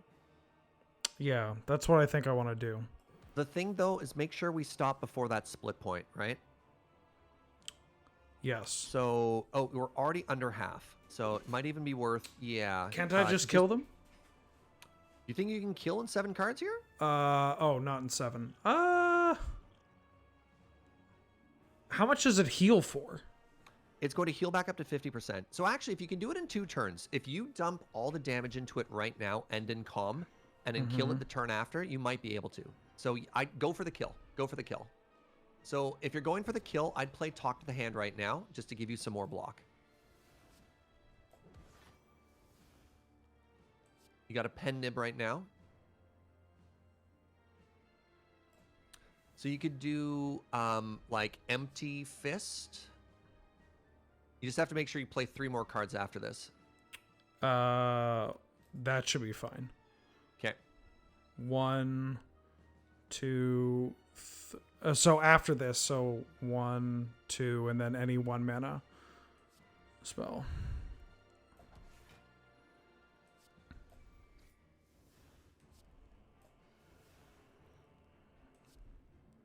You barely took any damage either. All right, now it's going to buff itself, and you have to deal 103 damage. That's fine. No, Gave not you a with these debuff hands. where you draw 1 fewer card. This is scary. This is scary. Come on, cut through fate. I mean, I could just discard all these with my Gambler's Brew. Well, what do you... Oh, yeah, actually, that's kind of solid. What am I drawing any draw? I'm drawing the master thing. Yeah. So, yeah. Yeah, I'm just going to... This is the last fight of the run, so I'm just going to throw everything I've got at it. I'm going to go all out just this once, Sensei. All right, get into Wrath, and let's do this. That's not Wrath. I could find Wrath, though. So I would find Wrath through attacks, because, again, you only have a couple more to hit right now. Cut Through Fate's probably better for digging than Flash of Steel. It shows more cards. That's there it is. Wrath. All right. So this is GG right here. So I'm going to show you some sequencing. Empty Flurry of Blows first. Now Indignation. And then we get the 2. This comes back. Then you get Flurry of Blows back, and you draw 2 off it, and now it's dead. Everyone clap. Wait. Look at this guy go. Look 40, at this guy go. 43? Oh, shit. Flash of Steel at first. You got that. You can learn off of it. There we All go. right, Lesson now learned. Now we level up down niches. Okay. Cool. All right, read all this. This is important. Okay. There's the heart. I've been here before. You prime your staff with divine energy. We have dealt 978 damage. It squirms and bleeds, but it's ultimately pounding. Still pounding, even. Are your mightiest attacks not enough? You ask yourself if I've been here before. Okay, and it went off to its home planet. But now this, you approach a door. What's this door? Oh, no. It's that thing we didn't have until I beat with the Ironclad. Welcome to the final act. Holy Jesus. Okay. So you have a campfire that does nothing? Great. Well, you get a card. You get a Watcher card. Yeah. Which we skip. You get a final store. Ooh.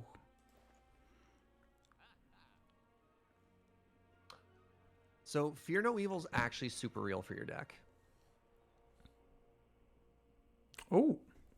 That's not bad. I Right? like that. Yeah, I like that. And you know what hilariously you can do if you don't want to buy that is you could remove Lesson Learned. So you could either do that, you could buy some potions, or you could remove Lesson Learned. Search. I have you thought nothing enough? more to learn. All All right. And And bu- I and kind by of like it. Like you could have bought potions and stuff like that, but that's just kind of funny. Oh yeah, no, we going in with what we got. What the hell right. is happening? So welcome to the sword and the shield fight. So this is a very interesting fight. The shield is going to try and stab you. Uh-huh. And sorry, the sword is going to try, the spear is going to stab you. Okay. And the shield is going to defend. Yeah. Now, there's a mechanic here that you've never had before, which is you're surrounded. Yeah. Now, you have your back to one enemy. Yeah. And the enemy that you have your back to gets a combat boost against you. So a really important mechanic here is understanding which one is hitting you and turning directions to face it. So something else to know is this turn you're going to get hit for a certain amount, but next turn they're going to put 3 burns into your deck and then hit you for 66. At least that's what they do in Ascension 20. So I don't know how much you're going to get hit here. What so the fuck? prepare to get kind of blasted next turn. And you face the one that you attack, just so you know. So currently you're facing spear, and if you attack shield, you'll turn. You're probably happy with your facing this way. Okay.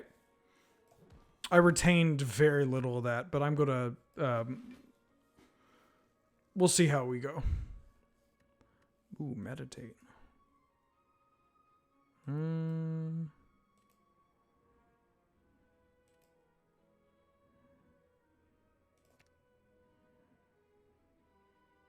I kind of like I Like kind the of like keeping all of scroll? those, honestly. I guess Scrawl's gonna draw them. Yeah, and Flash of Steel's also a draw card. Oh, make sure you Miracle if you're gonna scroll. Am I using all these miracles? You may as well. I mean, you're taking a bunch of damage, so if you can draw into ways to not take damage, it's probably worth. Like Omniscience.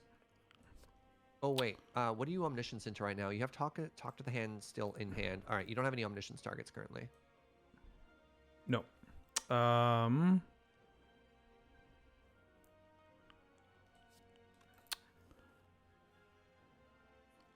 I'm still just kind of confused about what's going on. I'm going to throw attacks at this spear.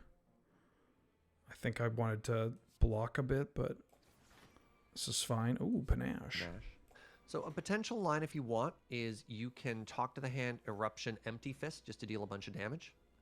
So talk to the hand, Eruption, Empty Fist, and then Meditate. Mm-hmm. It's just a fine way to block a little bit, deal a bunch of damage, and then set up a good turn next turn.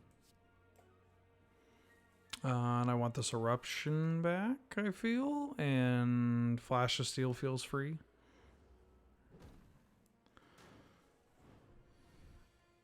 So there's the burns, but joke's on them, you don't even have room in your hand. All Yep. right, now time to see the power of Flurry of Blows.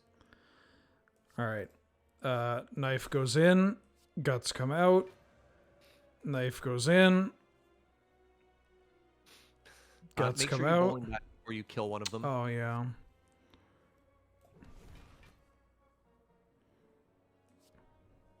Guts come out.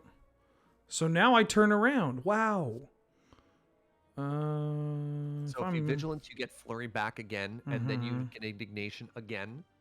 So Flurry gives even more damage here. So just so you can practice like your Flurry loops. Ooh. Ooh, they're so dead. Ooh. What a cool character. Yeah. All right. The only thing that to process why there's now a weird thing with a shield behind me. That was the issue. No, not for us. I don't want any of these cards. Is this your first Heart Wheeler? I'm so excited. Yeah, I've never done this. I've had the game has talked to me about it, but let me tell you, there are your Incense Burn is at 2. That's fine. We probably should have talked about Incense Burner, fine, but that's fine. There are 3 turns. yeah. There is a turn where the heart will do nothing. Okay. There's a turn where the heart will multi-attack you. And there is a turn where the heart will big attack you. Mm-hmm. The multi-attack and the big attack are always random. Okay. And the turn off is basically the damage turn. Now, Yeah. there's another mechanic called the Beat of Death, where the heart is going to deal damage to you. every Yep. single time you play a spell. So you Oh. need block cards. Okay. So we get into it, and let's have some fun. Now, the most important thing is to get as many Talk to the Hands in play before We start playing other cards. turn 4. Okay. Because it's going to get some artifact charges, and you need to get all of your Talk to the Hands in play ASAP. So I want to ideally talk to the hand omniscience, talk to the hand. Yes. And it's okay to take a little bit of damage here. There's one other mechanic, which is, now hold on, a very significant thing there. You just popped your triangle, your top left corner. Oh, What's that relic I called took again? the Centennial puzzle. Yes. Yeah. So you've got some block there, so you can play Deceive Reality now. Panache probably is important. I don't know if it's worth 1 damage to you or not. Just things to think about. You can also use your vulnerable potion. Whatever you want to do. I would save the attack pot. You could probably save the vulnerable pot. I would save it, actually. I'll tell you You want why me later. to save the vulnerable? I don't feel like I'm attacking this turn, right? Like this is its turn off. Yeah. Am I correct? It might be worth... So next turn you want to be focused on blocking. So this is your setup turn. Yeah. I'm trying to find my other talk to the hand. Correct. So it might be good to cut through Fate here, just to see what we see. Ooh, Scrawl is good. You want to go all in here or no? Well, I'm at 4, or I have 4 available. If I do that for 2, So our goal off of Scrawl, if we cast it, it's to is Omni. we want to hit either Talk to the Hand or Omniscience into Talk to the Hand. Yeah, I want to go all in. Oh, Tranquility. We take 1 damage from that, though. It's fine. You have block right now. And again, Yeah. making room in your hand with Scrawl for that second Talk to the Hand is probably going to be the key to winning this fight. 1, 2, 3, 4, 5, 6, 7, 8. Yeah, we're fine. So the one reason to maybe not cast spells is to keep energy up in case you can Omniscience into Talk to the Hand. That'd be the only reason. But it's fine. It's fine.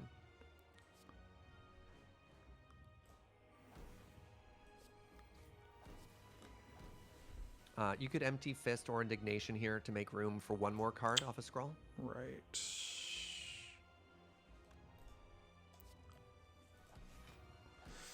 Come on, baby. We get to draw. Really?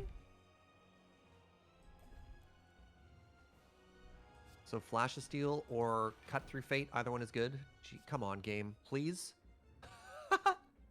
Can't I Alright. third eye to guarantee it? Third eye plus flurry will get it. So, Oh, no. Cut Through Fate is our best bet. What we want to hope, though, is that... Actually, you're right. Hold on, brain. So Omniscience costs 3. So if we third eye first... You're right. Third eye? Okay, so third eye into Master Strategy lets us guaranteed discard the second Talk to the Hand back into the deck and then draw Omniscience. So if I can third eye, Yeah. bin all of these, and leave Omni in the deck. So if you just bin 2 cards instead of bin all of them, you want to draw 4. So you want to draw Omniscience, and you want to make sure you don't accidentally redraw Talk to the Hand. Well, So if you draw 3, you want to draw Omniscience, 2 of the other cards that are there, and 1 random card, and hope that we don't have the 1 in 8 chance that we accidentally redraw. but we're Talk to the drawing Hand. we're drawing a card off of our ink it'll be bottle. Ink bottle too. Yeah, Well, so our hand will be full at that point. Oh wait, No, hand but limit. we- we need to make sure we make room for cards in our hand at that point too. Yeah, I think we'll be. I third eye. We bin everything except for Omni, and then 1, 2, 3, 4, 5, 6, 7, 8. Then I flurry of blades, draw Omni, and then we're good. We're good. Oh yeah, dude. Yeah. Beautiful line. That's actually cleaner than what I had. Do that. Draw that. Oh crap! No. We need to force a reshuffle here, so we have to master strategy. Right. I should have 'Cause if you mastered Omniscience in. right now your deck is empty. I should have mastered instead of the other one. Because fine, 1, 2, that's 3, fine. 4, 5, It's- 6, 7, 8. There's a lot going on. Yeah, right? what are the odds? Oh, we did it. Okay. And now every time we attack, we block for 9. So that should be GG. You can just attack a couple times for fun. That feels good. Cool. And now we have our so pen. now you're going to get debuffed. Ooh. And now you're going to get attacked. Welcome to the hard fight. Yowza. Yep. What the fuck? So it's put one of each status in the game into your deck. So enjoy that as well. Mm-hmm. I did not draw things. You haven't yet. You're still resolving your scry. No. I'm just saying I need to play a skill in order to draw 2 off Sanctity, right? Correct. Yes, because that can be in my discard.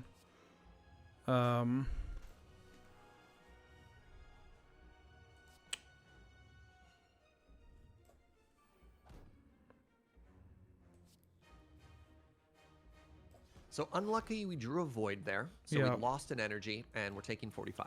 It's fine. That just happens in the hard fight. The next thing is the multi-attack. Oh, it only hits you 12 times in this ascension? Beautiful.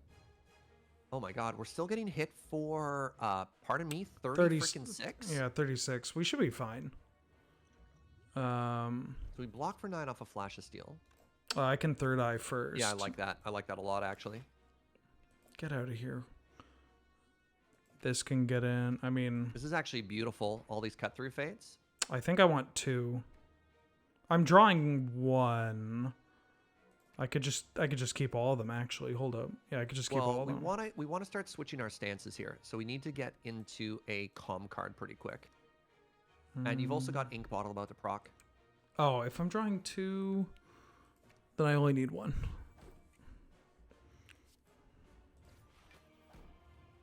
Wheel kick.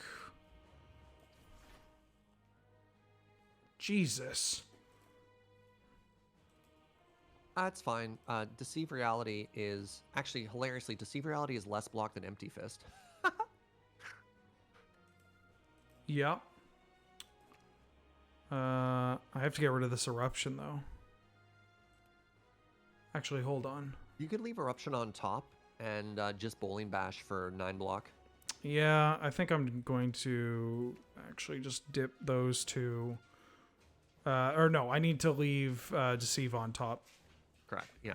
Yeah, draw that. And then next turn you get an attack turn. So you've survived, and the beautiful thing is your debuffs are going to wear off. And you should be in a pretty good spot for this fight now. Oh, the problem is actually our Incense Burner is on exactly the wrong number. So our Incense Burner is proccing on turns we don't get attacked, and it has the same pattern over and over, so we're never going to get value out of it, which kind of feels bad. I can only deal 300 damage to this, though, right? That's fine, but you could turn. probably kill it in 2 turns. You can consider it the vulnerable pot now. Before we wanted to save it to clear an artifact charge in case we didn't set up our talk to the hand. So it was like worth it to hold off just in case. Yeah. But now that that's out of the way, it's clobbering time. Wow, we've been really unlucky with our draw order.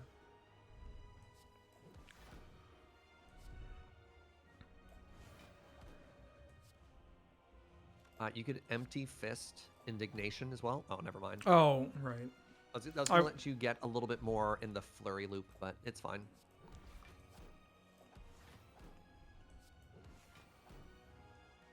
And now I'm set up for the pen. I didn't do as much damage as I thought I was going to do.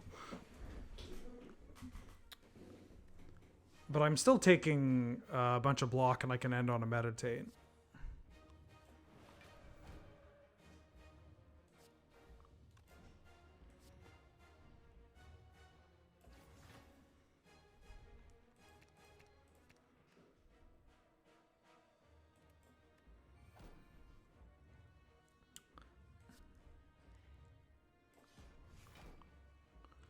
$84 damage? I'm just dead.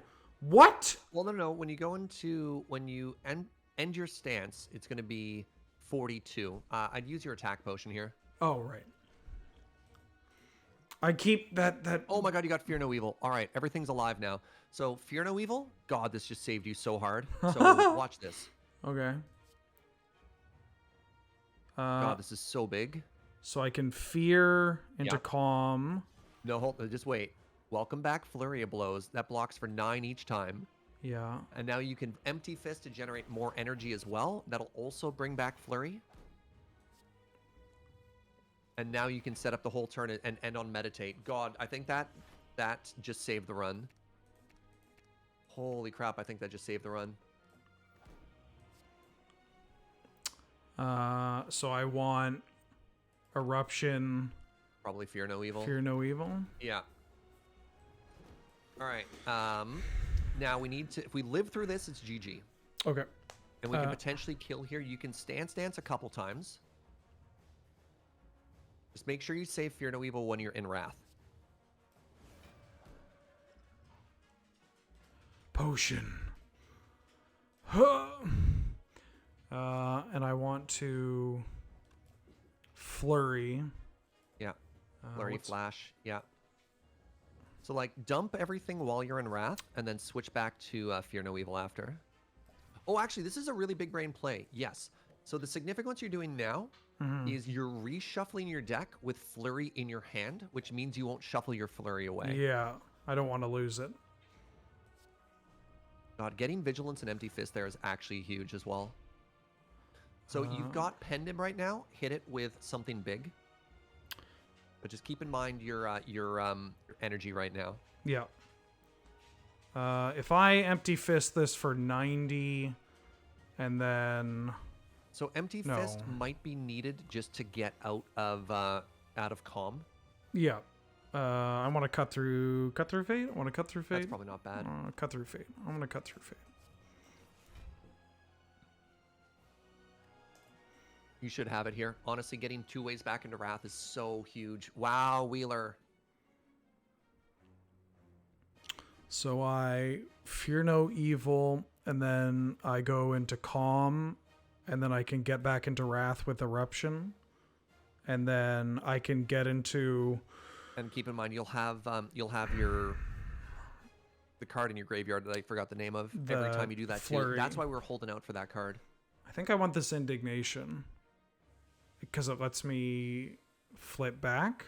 Yeah. This is why they call it stance dancing. So now I want to Fear No Evil to get me out of... Do I want to Flash the Steel before the Flash Sphere? first, yeah. And then I want to Fear No Evil. Yep. Then I want to Eruption. Or I want to Flurry, then I want to Eruption. Yep. We got 2. Then I can Flurry. Then you got it! And Let's freaking go! Dude, I'm do we so want proud of you right now. to... you know what? Let's do Wheeler the Wheel Kick. Oh! Hey! Woo! Wheeler? That's an interesting fight. My man.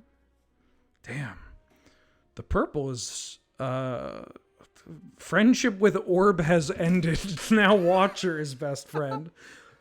Whoa. So that's 100% win rate with Watcher here. That's not bad. I kind of bullied you into doing the hard fight at the end there. My apologies, but No, you do it. that's fine. Honestly, the being surrounded was scarier than the heart. I thought we had entered a whole nother dimension of like. I was just like, I'm not ready to learn how to fight different things now. Okay. Give me the double unlock. Wait, you got perfect twice, right? That means you killed multiple bosses without taking damage. Ooh.